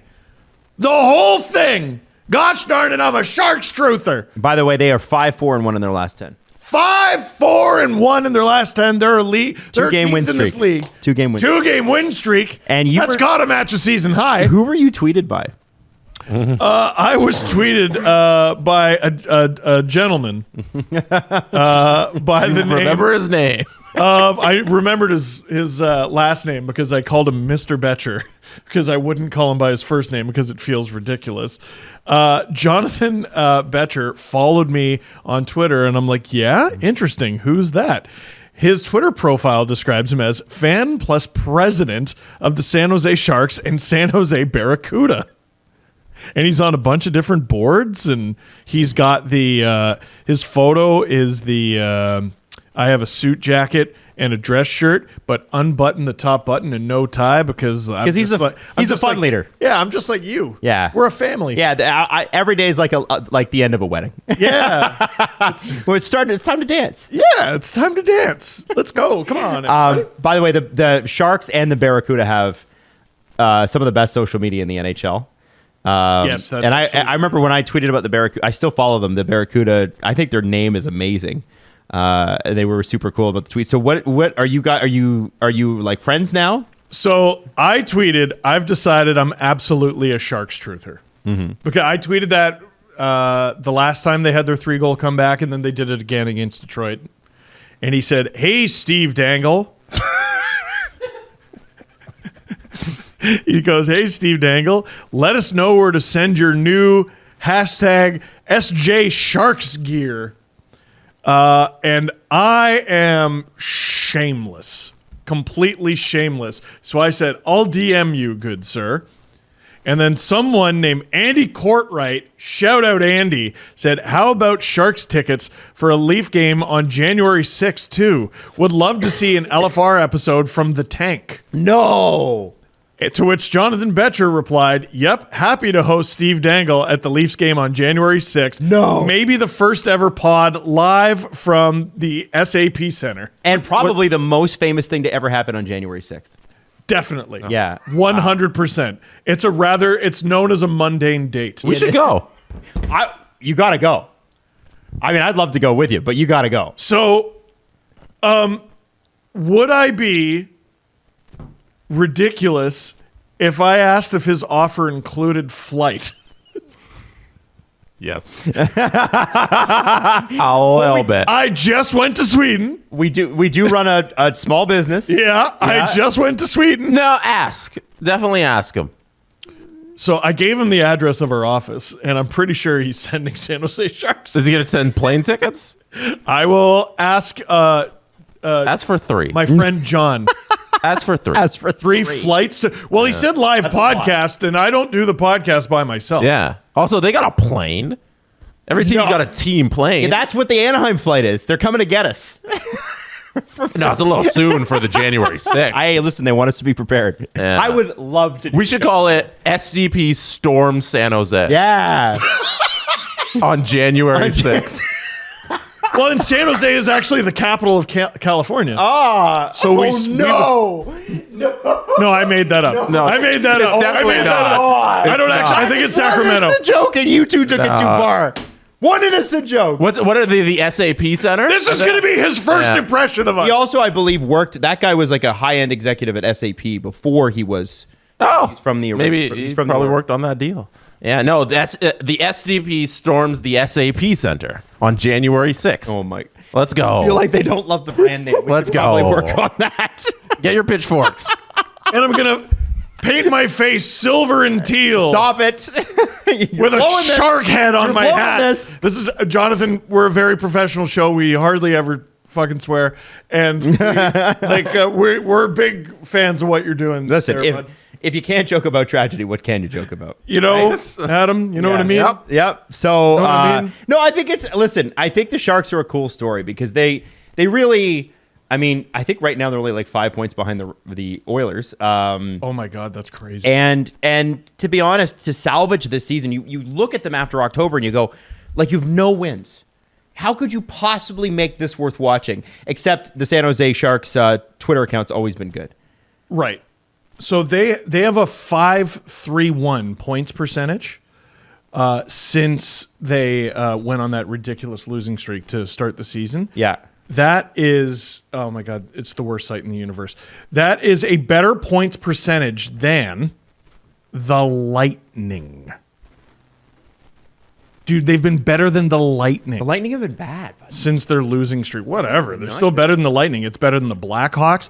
It's better than the Ducks. It's How does it compare to the Canes? Because they've also been surprisingly inconsistent. Let me look. It's not far off. So the Sharks have been a 5.31 since their losing streak. The Canes are 5.58. They're better than the Lightning. They're just behind the Nashville Predators. They are just behind the St. Louis Blues. They're ahead of the Pittsburgh Penguins, ahead of the Flames, ahead of the Habs, ahead of the Sabres, ahead of the they're ahead of the Sabres, ahead of the Wild, ahead of the Kraken, ahead of the Oilers, ahead of the Blue Jackets, ahead of the Sens, ahead of the Ducks. I almost said ahead of the Sharks and ahead of the Blackhawks. Dude, they're they've been at like a middle of the pack team. Wow. Since that epic losing streak. They might still be able to parlay that losing streak into a lottery pick. Wow. While not actually having to suffer through the pain of being a lottery team all year. Now, should you rely on having a big comeback win every night?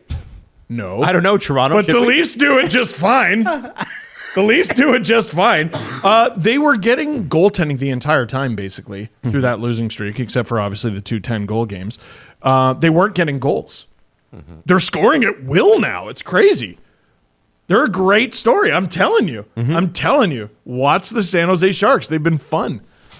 Are you just saying this because you want to flight down to San Jose? Jesse, that's preposterous. That is ridiculous, and frankly, I resent the accusation.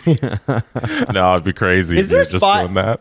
We've never done a show in any arena ever. It'd be kind of neat to do that With the mascot and everything, we'd rappel down from the roof. Yeah, Sharky? Yeah, sure. He'll get unconscious. Yeah. He's gonna get knocked unconscious. That is a funny clip, but it's only funny because he's okay. Yeah. Yes. But I've always wanted to do that. I always thought that'd be really cool. Like I Rappel? was thinking last night. Rappel from the ceiling? Rappel from the ceiling would be cool. I don't know yeah. if I've got the guts to do that though, because I'm a little bit freaked out with heights. But when you look at last night, TSN did their broadcast in Ottawa in the stadium, and they do that a lot. I think they did it also at gate 5 or whatever for the Jays. Not the Jays, excuse me. The Hall of Fame game. The Hall of Fame is what game. you're They thinking did of. it with the stadium thing in the background. The Blue Jays broadcast is always in the stadium. Yeah. I've always wondered why Sportsnet never puts Hockey Night in Canada in one of the stadiums, except for the playoffs. I guess they do it. I love when there's a show in a crowd. I think it's just TSN did it awesome. yesterday. College Game Day, if you watch College Game Day on ESPN, like it's always with 20,000 people outside. Last night was must-watch TV in the NBA because they merged the TNT and ESPN panels for the NBA in-season tournament in Las Vegas, and they had that in the crowd, and it was just fantastic. Can you television. imagine? Like, can you Sportsnet and imagine? TSN coming together? Yeah. No way. They would never happen. Steve, can you do your Charles Barkley impression? Did you see some clips from it go viral? No, not yet. Okay. Well, because I was really busy last night. Right. Yeah, you streamed the game. Yeah, Streaming the LFR. I don't know if you could do your Charles Barkley impression, but Come on, man. he- That's all I really know. Come on, man. He told Stephen A. that this isn't first take, so we don't need your yelling. And if you start yelling, you're going to get your first ass whooping take. I love Charles. Charles Barkley went on national television and basically threatened to beat up Skip Bayless, and nothing happened.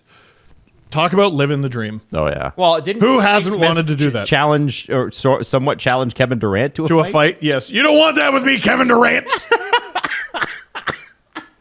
Kevin Durant's like a foot and a half Steven's tall. tall. Steven's pretty Is he? tall. Oh yeah, he played college ball. I Like guess tier you're right. 2, but he's pretty tall. He couldn't be. I just think Kevin Durant's in like way better shape. Yeah. And He's not 20 years younger. He couldn't take the Slim Reaper. I just Pierre LeBrun has an article out that just came out. We're talking about defensemen for the Leafs. One of the guys they're interested in Sean Walker, and I just wanted to make note of this. Apparently, the asking price on Sean Walker is going to be a first-round pick. Yeah. Well, And the Flyers were offered a first-round pick for Lawton this summer and did not take it. There's no reason for the Flyers to trade anybody right now while they're playing well. Yeah. You know, this is like a February discussion. they're in a great position. Sorry, Dreger said it, and Pierre LeBrun quoted Dreger, but that's Got it. still all the same. TSN, Athletic, Got it. yeah. So, but even so, that seems like listen. Sean Walker is a good defenseman. I guess we didn't know how good, but I guess if you can ask anything. Are they still in a playoff spot? The Flyers? Yeah. they're just. I think they're Dude, they're just outside. second in the Metro. Yeah. So like, Oh, they are. The second in the that's Metro. why CJ. Oh my God. CJ was so right. He's like, you guys, March 8th. You know, it's December something. We got months to make trades. The Flyers are in a great position. Why are they selling off their roster? The Blue Yeah. Jackets are approaching a point where they need to do something. Yes. The Ducks. You know who's fallen off hard? The Caps. Caps? The Caps are not even a wild card team now. What? Yeah. Yeah, after they had a slow start, and then they picked it up, and they had a really good stretch there in November, and then now they've come. If the playoffs back started under. today, the Lightning, the Caps, the Devils, and the Penguins would not make it. Something to pay attention to, But though. that's- There's a wild discrepancy in games played around. Yeah, so the Capitals have played the same amount of games as the Leafs, and they're only like at 2 points out. But Yeah. but the Caps have 27 points. The Leafs have 30 points. Everybody else ahead of them has played between 25 and 28 games. The Sens have only played 21. How does that happen?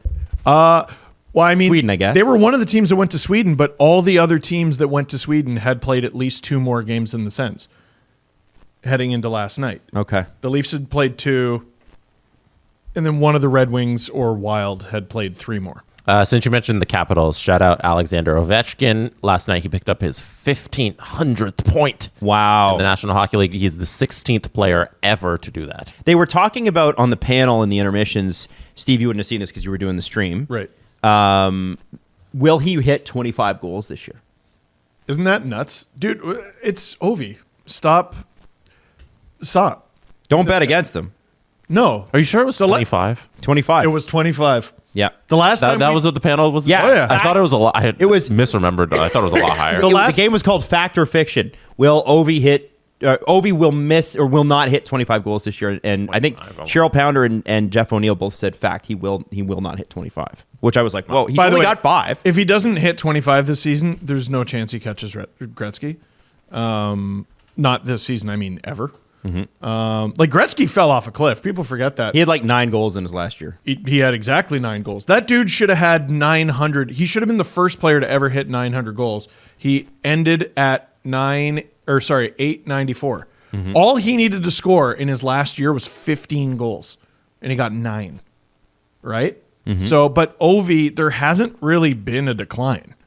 No, there has not yet, not as of yet. And the last time we said, he's done was 10 years ago, and then he scored 32 goals in 48 games. So, you know what? If the trade deadline is a long way away, the end of the season is a long way away for Alexander Ovechkin. There's 82 games. That's so many games! Yeah. I believe. Dude. Yeah. He's got to score 20 more goals for the rest of the season to get there. Get out of here. Josh Yohe, who covers the Penguins for The Athletic, I just want to read you this headline to give you a sense of what's going on in Pittsburgh. Yohe's 10 observations. Lackluster, lifeless Penguins fall quietly against the Lightning. Jeepers. It's not.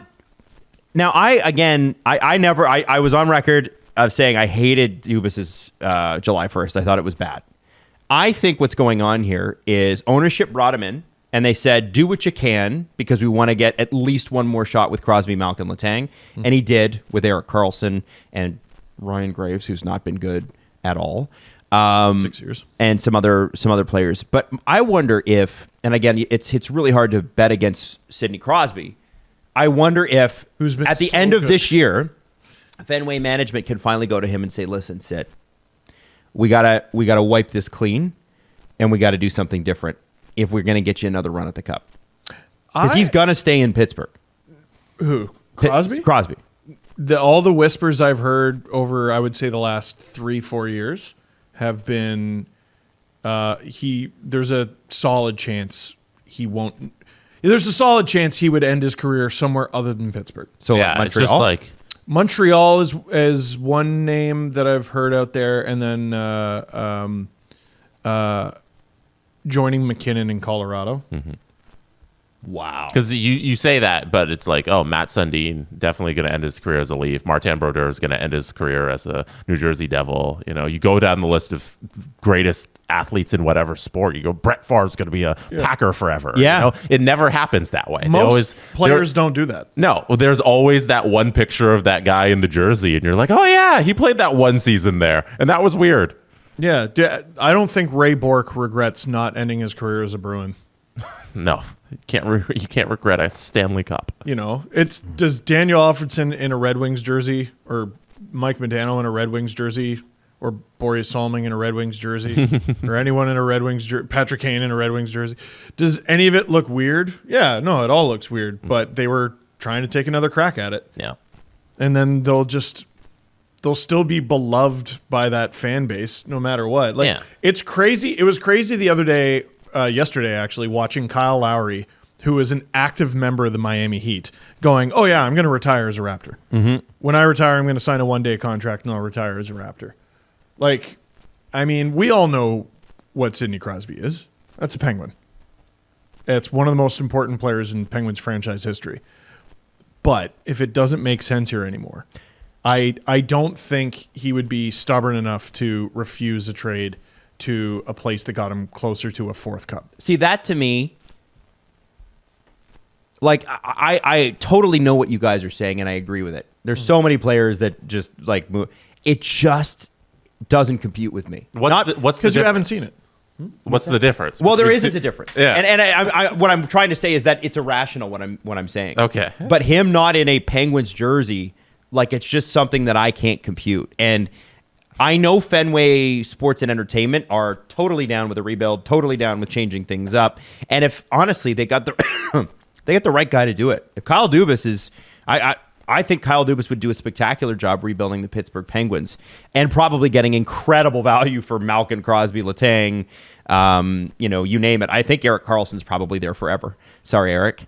I don't know. Yeah, I mean, if he can be traded once, he can be traded again. They can retain on him now, and I mean, the biggest obstacle for trading him was the $11.5 million cap hit. I he think, doesn't have that. I think the Penguins, no matter what, no matter where they are, if they're 10th at the deadline, you have to buy, you have to try, and then as soon as you know the results, so whether that's you don't make the playoffs or you don't make past the first round or whatever it is, maybe they surprise a bunch of people. Tristan Jarry goes on a hot streak. They go all the way to Stanley Cup Finals. You never know. But if they don't make the playoffs, they got 2 months to figure it out. And I think the conversation has to be, we tried. Yeah, you pull out all the stops, and then if you don't make it, you've got 2 years where you didn't make it, and you can have, I think, calm, logical conversations with these guys where you go, don't you want to shot somewhere else? And I think Crosby makes a lot of sense in Colorado because they've been searching for that second center. Second center, Sidney Crosby. Can you imagine? Oh, yes, I can. He would score 11 billion points. Yeah. And then, by the time, the Pittsburgh Penguins retool and turn it around, I'm sure Dubas is in his 4th year as the GM. And he's got 3 more years after that because he signed a 7-year deal. Michael Misa to the Pittsburgh Penguins? Who knows? I don't know. It feels wrong. Like Malkin I can see because he's been in trade rumors for 10 years. Letang we've thought is going to retire 7 different times because of the career-threatening injuries. I think that player has more career-threatening injuries and happenstance, frankly, some of it. He's had literally multiple strokes. And he's still playing hockey. Yeah. It's unbelievable that that's even the thing. Yeah, there was a GIF the other day of his face getting smashed into the glass. This guy wants it, man. Yeah. So I don't know. It's kind of weird that we might be here. It's too early, but we might be. He could also be romantic about it and end his career in Pittsburgh the way, mentoring young guys the way Mario did for him. Mm-hmm. But I don't know. Like Mario also owned the team. Yes. So that's a factor. Yeah. I don't think Sid's going to be stubborn. They also might just make the playoffs, and this is a moot point. If they don't make the playoffs, let's say they don't, and then they sit Sid down, they're like, Sid, we're going to retool, and where do you want to go? Sidney Crosby at 37 years old, $8.7 million next year. Mm-hmm. That could become the next best value contract in the NHL. He's never had a bad contract, ever. How many points is he at in his career? I know Ovi just hit. What was the percentage of the cap when he signed 8.7? Was it not? It was pretty high. Yeah, I think it was pretty, like you were getting in the territory of McDavid's contract before this. Or, sorry, this one. Yeah. I want to say, I'm looking at it. Is he on one of those deals that's currently illegal? Like, no. Longer than 8 years? I don't think so. No? So his contract was 17.3% when he signed his first $8.7 million deal. Yeah. And that was with Ray Shero. Yeah. And that was 5 years, $43.5 million. And he still makes that number now. And it was when he signed his $100 million contract. I guess he is on a contract that is technically illegal. Because it was a 12-year deal. There you go. You're right, Steve. 14.5% of the cap. Now, every year of that, he's been worth it. Yeah, McDavid's was 16.6, so 2% off. Yeah. Wow. It was very similar. Wow. Yeah, because I remember like people being upset with how much McDavid was making, like, oh, that's too much in like the Austin deal and all that stuff, and you can't win with that. But when Crosby signed his deal, it was a large majority of the cap. It was very similar. Just now that everything's been going on for the last 12 years, it just looks great. And no one with a brain was like, nah, too much for Sidney Crosby. Yeah. Mm-hmm. Wow. Okay. And do we want to do a press conference? Sure. All right, let's do it. The Presser. SDP. The Steve Dangle Press Conference. I feel like we should do one thing. What do we need to do? Answer the question that I asked. Sidney Crosby has 1,529 points. There you go. I feel like we should call out some ass hattery. Oh, no. Famous words by Sid Sixero yesterday about Shohei Ohtani. Austin Watson. Did you guys see Austin Watson last night on Jeremy Lazon? At the end of the game, there's 3 seconds left. Austin Watson's he's at his own blue line and he decides to take a slap shot to the other end of the ice because he's upset that the Lightning are about to lose again. When the puck leaves his stick, there's less than a second left. There's less than a second left in the game because the Lightning can't stop losing and he's mad. And he takes a slap shot and he hits Jeremy Lazon right in the knee. Like right off, it might even hit the shin, a little lower, which also is just painful. I don't care how much protection you got on. An NHL player took a slap shot to your shin, and he went down. Oh, yeah, pissed. Mr. Austin Watson, that is some ass hattery, and the Steve Dangle Podcast does not approve of your actions last night. At worst, it's chicken shittery of the highest order. At best, it's just really fucking stupid. What are you doing? Like, the defense was, well, he's looking down at the puck. He wasn't actually aiming for Lozon. He was just trying to bomb one on net. Still, What are you doing? Hey, I have an idea. Look where the fucking puck is going. did you say he was fined? Was he? Because he was. I didn't say that. Oh, was Okay, he was fined. How much was he fined? The maximum allowable under the CBA? It's $5,000 the maximum, right? I'm going to go with, it was probably less. Yes, 2,300 or something? $2,000. Oh, so they didn't give Yeah, him the Tampa maximum. Bay's Austin Watson has been fined $2,022.57, the maximum allowable under the CBA for unsportsmanlike conduct. So it must be. Oh, it is the for maximum. unsportsmanlike conduct. That must be. Wow. I don't know why it's so specific either, and I don't understand how that works. But $2,000, guys. That slap shot cost Austin Watson fucking $2,000. idiot. That is the NHLPA representing Austin Watson and ignoring Jeremy Lozon. I think that's just a pre-existing deal. No, I know that. But it's something the NHLPA is like, no, we need a maximum. The NHL's like, oh, okay, fine. Because we don't want our players losing that much money. Okay, what about this motherfucker's knees?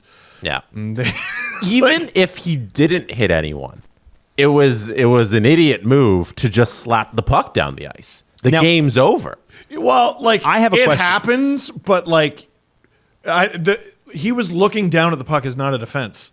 Like, oh, okay, so you're just sending essentially a vulcanized rubber bullet just No one. into the universe. Just air. Good luck, everyone. Bang. So You're I guess responsible. my question, guys, is we've seen Austin Watson play hockey before. Yeah. Is anybody surprised? No.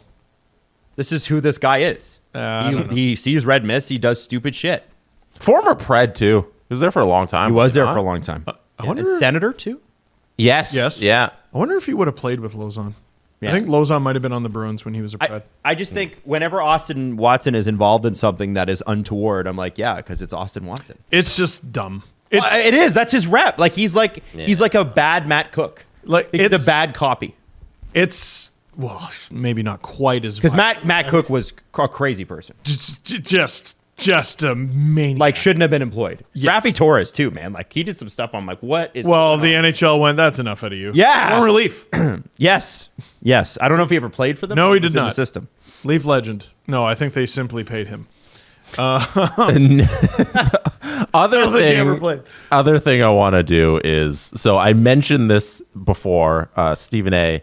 and it was on the TNT panel, and the TNT panel was on the Stephen A.'s panel, and the two networks merged, and they got Stephen A. to play a game that they play over on Inside the NBA called Who He Play For.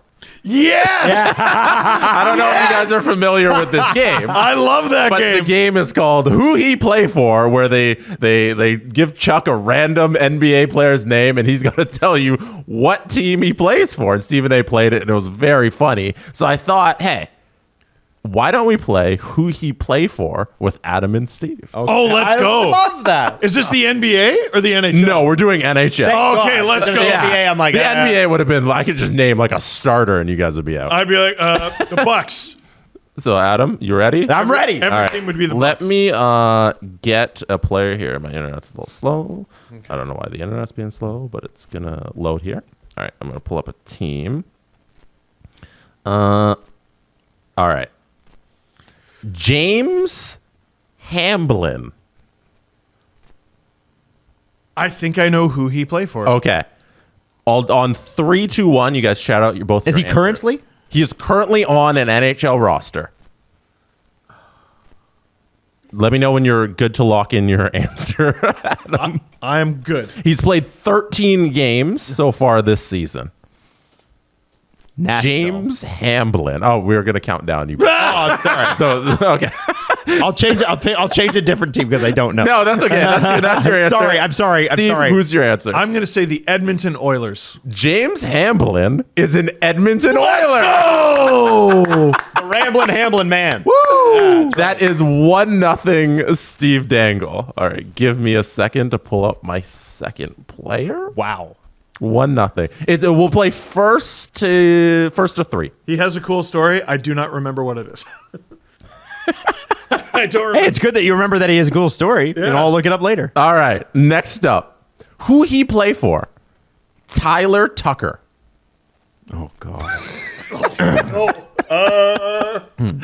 Tyler Tucker has played 10 games for this team so far this season. He has 2 career goals, 4 assists, 6 points, 1 goal this season, 1 assist. Tyler Tucker. Tyler. I'll even tell you, he's a defenseman. Oh, that's good. Thanks. That doesn't help at all. Man, there are, every year in the NHL, it's just a bunch of guys. Who he play for? Bunch of guys.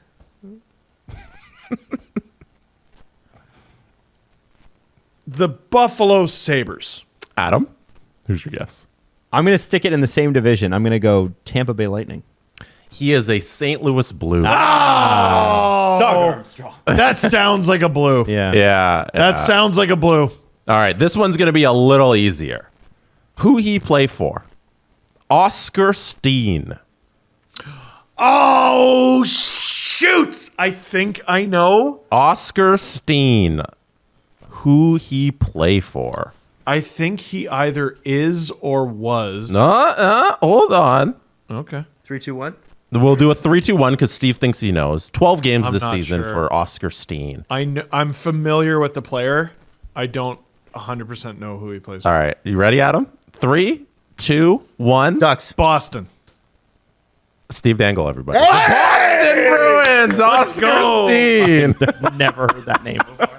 I don't know. I don't know, man. Okay. Steve's 1 away from victory. All right. Let me pull By the up. way, I'm okay with that. Very okay with that. Who he play for? Who he play for? I can't even say this name right. Tobias Bjornfot. Okay. Oh, Steve thinks he's got it. All right. Yes. All right. You guys, you got a guess Just ready, go. Adam? Yeah. I got it. 3, 2, 1. Detroit. The LA Kings, and I believe he was selected with a Leafs draft pick. Wow. The LA Kings, everybody.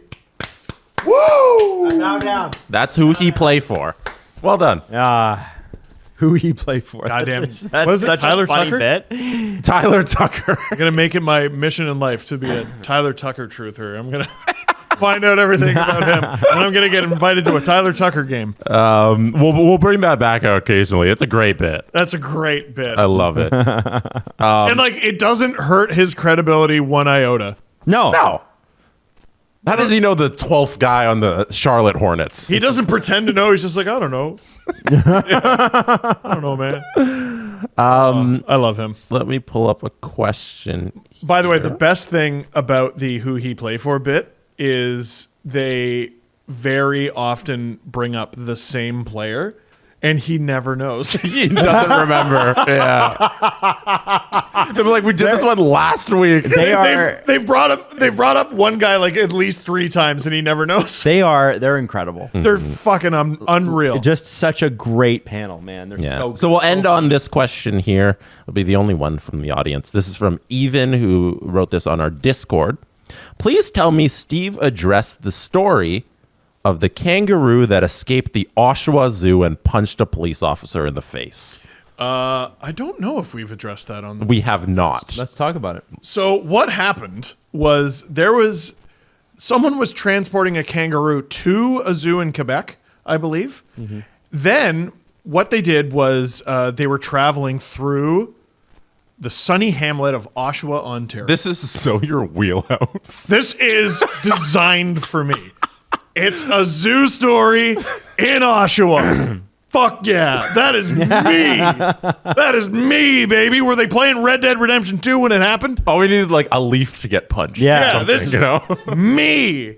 And then, so they wanted to let the kangaroos out. They have kangaroos at the Oshawa Zoo. They have lots of stuff at the Oshawa Zoo. I like going there. You can feed the animals popcorn. I don't know if that's good for them, but you can do it. They let the kangaroos out to stretch their legs. I don't know exactly how this happened, but the kangaroo escaped. Where did they let them out? Around the park while nobody was in there? So I'm going to say this as someone who has been to the Oshawa Zoo and knows the area. They are lucky they found this thing. It is not densely populated. It's interesting that it was on the road when they found it. Like it stuck to the main road. The funniest, honest to God, one of the funniest fucking videos I've ever seen. There's this guy on the second day this kangaroo has been missing, running through a field with like those big electrical towers or whatever, just with a net. Just with a giant net, running after. I'm pretty sure it's just like a civilian with a net. I don't know why he has this thing. I'm going to catch this kangaroo. Oshawa, and I'm going to be on the news. And he's just running through the field with a net. That guy lives off of Harmony Road. Oh, yeah. No, North Taunton. It's north of Taunton. Yeah, it's north of Taunton. So, like, you know the area a little bit. Very Like, well. there is... This kangaroo could have fucked off into a forest and still been living. Could be gone. Yeah, Like- because you could go to northern, like you could go all the way into northern Ontario. Kangaroos are fast. Too. Yeah. Like, it's not like it's a slow animal. I don't know. One of the saddest things about living in Oshawa was all the missing like animal posters. Yeah. Yeah, oh yeah, our little dog. Yeah, that's gone. Yeah, I have bad news. That's a coyote's dinner. Yeah. Like I've told this story before. I was walking to a bar. We need to get back to the kangaroo event. No, I'm going to. Yeah. But I was walking to a bar, and me and a coyote scared each other. It was in a field, and I was in the sidewalk along the field, and we both went, "Bah!" And as I walked away, I was staring at it, and he was staring at me, and we were both like, "All right, we're cool, but fuck around and find out." That's fine. Yeah. And like he's looking at me like, "Could I take it?" And I was looking at him like, "Could I take it?" Mm-hmm. I think I would have won, but I would have got hurt. I think that's a good point. Coyotes. They're not that big. and they also don't want to fuck around. No, they don't. They just want to be left alone. They don't. So kangaroo. They're terrifying. Anyway, so this kangaroo, I believe, was missing for like 3 days. And like it has not been warm here. I don't know what kind of temperatures kangaroos can sustain. I know it gets cold in Australia sometimes because it's a desert and deserts get cold. But yeah, there was like a manhunt for this kangaroo. And apparently I haven't, you know how whenever an NHL player gets a gruesome injury, they tweet it? Mm-hmm. Why haven't we seen the photo of the cop? And like, I want to know what happened. Dude, I promise you, if I get punched in the face by a kangaroo, the first thing I'm doing is posting it on social media going, holy shit. Mm-hmm. I broke my nose. First thing I did was I posted a picture. Holy shit, I got my nose broken. Yeah. If you're a cop in Canada, I mean, you get to hang your hat on that for the rest of your life. Yep. You were there when the Oshawa kangaroo was caught and it punched you in the face. It's interesting. I had this come up last night during one of my asthma attacks. You know, I was on TikTok. That's nice. You know, I needed like 20 minutes. I'd come out of like a weird dream and then I couldn't breathe. And I'm like, you know what? I'm going to take 20 minutes and just go on TikTok. They might have been related. And for whatever reason, Australian TikTok makes its appearance on my TikTok from time to time because I just find the country fascinating. That's enough with the giant spiders. And that's enough. The amount of people that square up with a kangaroo and don't back down. Oh yeah. Like they're like, you know what? No, we're like, I've had enough of you. We're going. We're going. And the kangaroos are huge. Oh yeah. They got big muscles and traps. And they lean back on their enormous and then tail that is purely made of muscles. Boom, like the Looney Tunes. No, not even the punch. They'll kick you. Oh, man. Because they're like a tripod, right? They just balance on their tail. And this is absolutely my wheelhouse. I'm living the dream right now. They'll go back on their tail and kick you right in the fucking soul until it leaves you. And they're psychos. They drown dogs. Yeah. They will lure animals into the water to drown them. Yes. Because they're like, I'm taller and also strong and have no conscience. I'll kill you. I'd love to hear from the Aussies that listen to this show, like, because we all think kangaroos are cool, right? We've never seen one up close. No, there's a billion of them in Australia, and apparently they're just a pain in the ass. Yeah, there's a bajillion. Yes, because they've just been on that island forever. Yeah, and they're a dominant species. Yeah, it's anything that could eat them is I guess in the water. And now that in I'm the thinking ocean. about it, we had a kangaroo in on breakfast television once, and it might have been from the Oshawa Zoo, and It probably was. he was like a pup, like he wasn't very big. Aw. Yeah. So he's about this tall, but even he could if he wanted to go somewhere quickly, he was there. There's a photo, or not a photo, there's a video of someone driving alongside the kangaroo. Holy shit. I knew they were fast. I didn't like this thing is going. It was speeding. The sad thing about the story is the poor thing was terrified. Yeah, so Maddie, if you pull up the picture I got there, if anybody's interested, you can go watch the body cam footage of the arrest of the kangaroo. So, Oh my God. and in the body cam footage, I think is the moment he gets punched in the face, because it is terrifying the way they're trying to wrangle. I'm not going to play the video for you. You can go watch it if you want to watch it on your own. But they are wrestling with this kangaroo to arrest him, and they throw him in the back of the whatever, I don't know, animal vehicle they have, and yeah, it's a struggle. You can watch the body cam footage, Dude, so, it's yeah. so, and like they would have had to, if they were going to Quebec, they would have had to go so far out of their way to get to the Oshawa Zoo. Like they would have had to, well, I guess maybe they could have been taking the 407. But like, I just don't know how they ended up at the Oshawa Zoo. Adam, Steve started thinking about the traffic. I know. That is the first thing that any you person can from the tell Greater how much- Toronto area has to think about. Lives his life by traffic, right? Like it really is a major factor in your world. It's Yeah, like- because I live in this hellscape. Please, no one Move show. closer to where you gotta be. Please, no one. Oh yeah, I'll just do that then. I'll just do that. Here, let me go through my couch cushions and fucking do that. Like, do not show Hey Ohtani what it's like to drive through this fucking place. He won't have to. Yeah, He won't thank have That to. God. kangaroo probably had to deal with so much traffic on the 401. Yeah.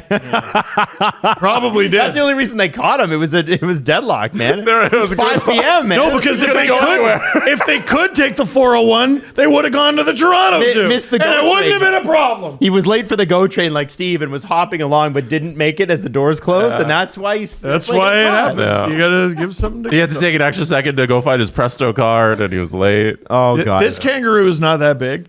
I don't know if it's fixed, and I don't know if that makes it smaller or less aggressive or any of that. I also don't know if it's a male kangaroo or a female. I'm going to say it was pretty aggressive. It punched a guy in the face. Yeah. Well, and also like how I'm looking at this thing right now. I don't know. So they got something wrapped around its neck, but beyond that, I don't know how you would restrain this thing. You'd have to simply tackle it and make sure its legs don't fall. Watch the video. It's a fight. Yeah, I wonder if it's they like a zip, bunch like, of zip guys. tie his arms together and Yeah. stuff like that. Like You'd have to, and like, I don't know. Do the Durham Regional Police keep tranquilizer darts on hand? Like Are they equipped to handle this? a kangaroo. Like I'm trying to think of what animals they would typically have to deal with. Like I know there's coyotes. There are sometimes wolf reports, but I think it's most people freaking out because they saw a coyote. yeah. I Look at him. like He's fighting. Oh yeah. up near the Oshawa Zoo. Like Can you blame I don't know if there's bears in that area. Let me ask you something. Like small First off, bears? a bear is not messing with that. Not messing with that. What? A kangaroo. No way. Oh, a bear, Bear would in the definitely. Oshawa area? No. I mean, would a bear react to a kangaroo the same way a person would? Like a bear in Ontario, would they be like, the fuck is that? Yes. And they would probably, and bears in Ontario, at least southern Ontario, run away. They're black bears. They don't want Yes. to be, we're not talking about like grizzly or polar bears. Like, don't butt actually me. Thank you very much on that one. But Yeah. you got to feel for the kangaroo here because he's like, where the fuck am I? Yeah, I know. No, Like, everybody in this it's- situation, you got to have sympathy for the animal. It's snowing. Where the fuck am I? Like, what is this shit? Yeah. And what is this hard ground I'm jumping on? And then all of a sudden, these people that kind of look like me, but they don't have tails, are chasing me down, and they got shit around my neck. What? and Now- they're trying to wrangle me. Yeah, no, this has got to be traumatizing. Oh my for the God. kangaroo. This kangaroo is probably, he didn't like hop off a flight from Melbourne. No Like, way. I'm sure this is probably like a domestic Canadian born kangaroo. Yes. Zoo-born kangaroo. Zoo born. Like that is the strangest moment of any of those people's lives. The kangaroo included. Yep. Being He's not a people, but yes, I know what you mean. no, yes he is. How dare you? It's no, both those cops, the person Well, I was about to say the person filming. That would be the cop. The kangaroo, that dude running around the field with a net. We have to post that video. It's the funniest fucking thing I've ever seen. Me too. It's so funny. Go Google it. Google it. There's a lot of images of people being like, "That's the kangaroo." That's the kangaroo. Around Oshawa and just taking random social videos. Oh. It was an event. Well, because I guess there's not as much to do in Durham region. There was a man missing a few weeks ago, and so me and several friends just got in our cars and looked for him. Oh, that's very kind of you guys. We found him. that's One of my really- friends, so there was a park in Ajax, and my friend foolishly in the middle of the night was like, I'm going to investigate the park. And I intentionally did not do that because it's pitch black. And they came face to face with a buck. Wow. And that is something you do not want to be face to face with. Luckily, nothing happened.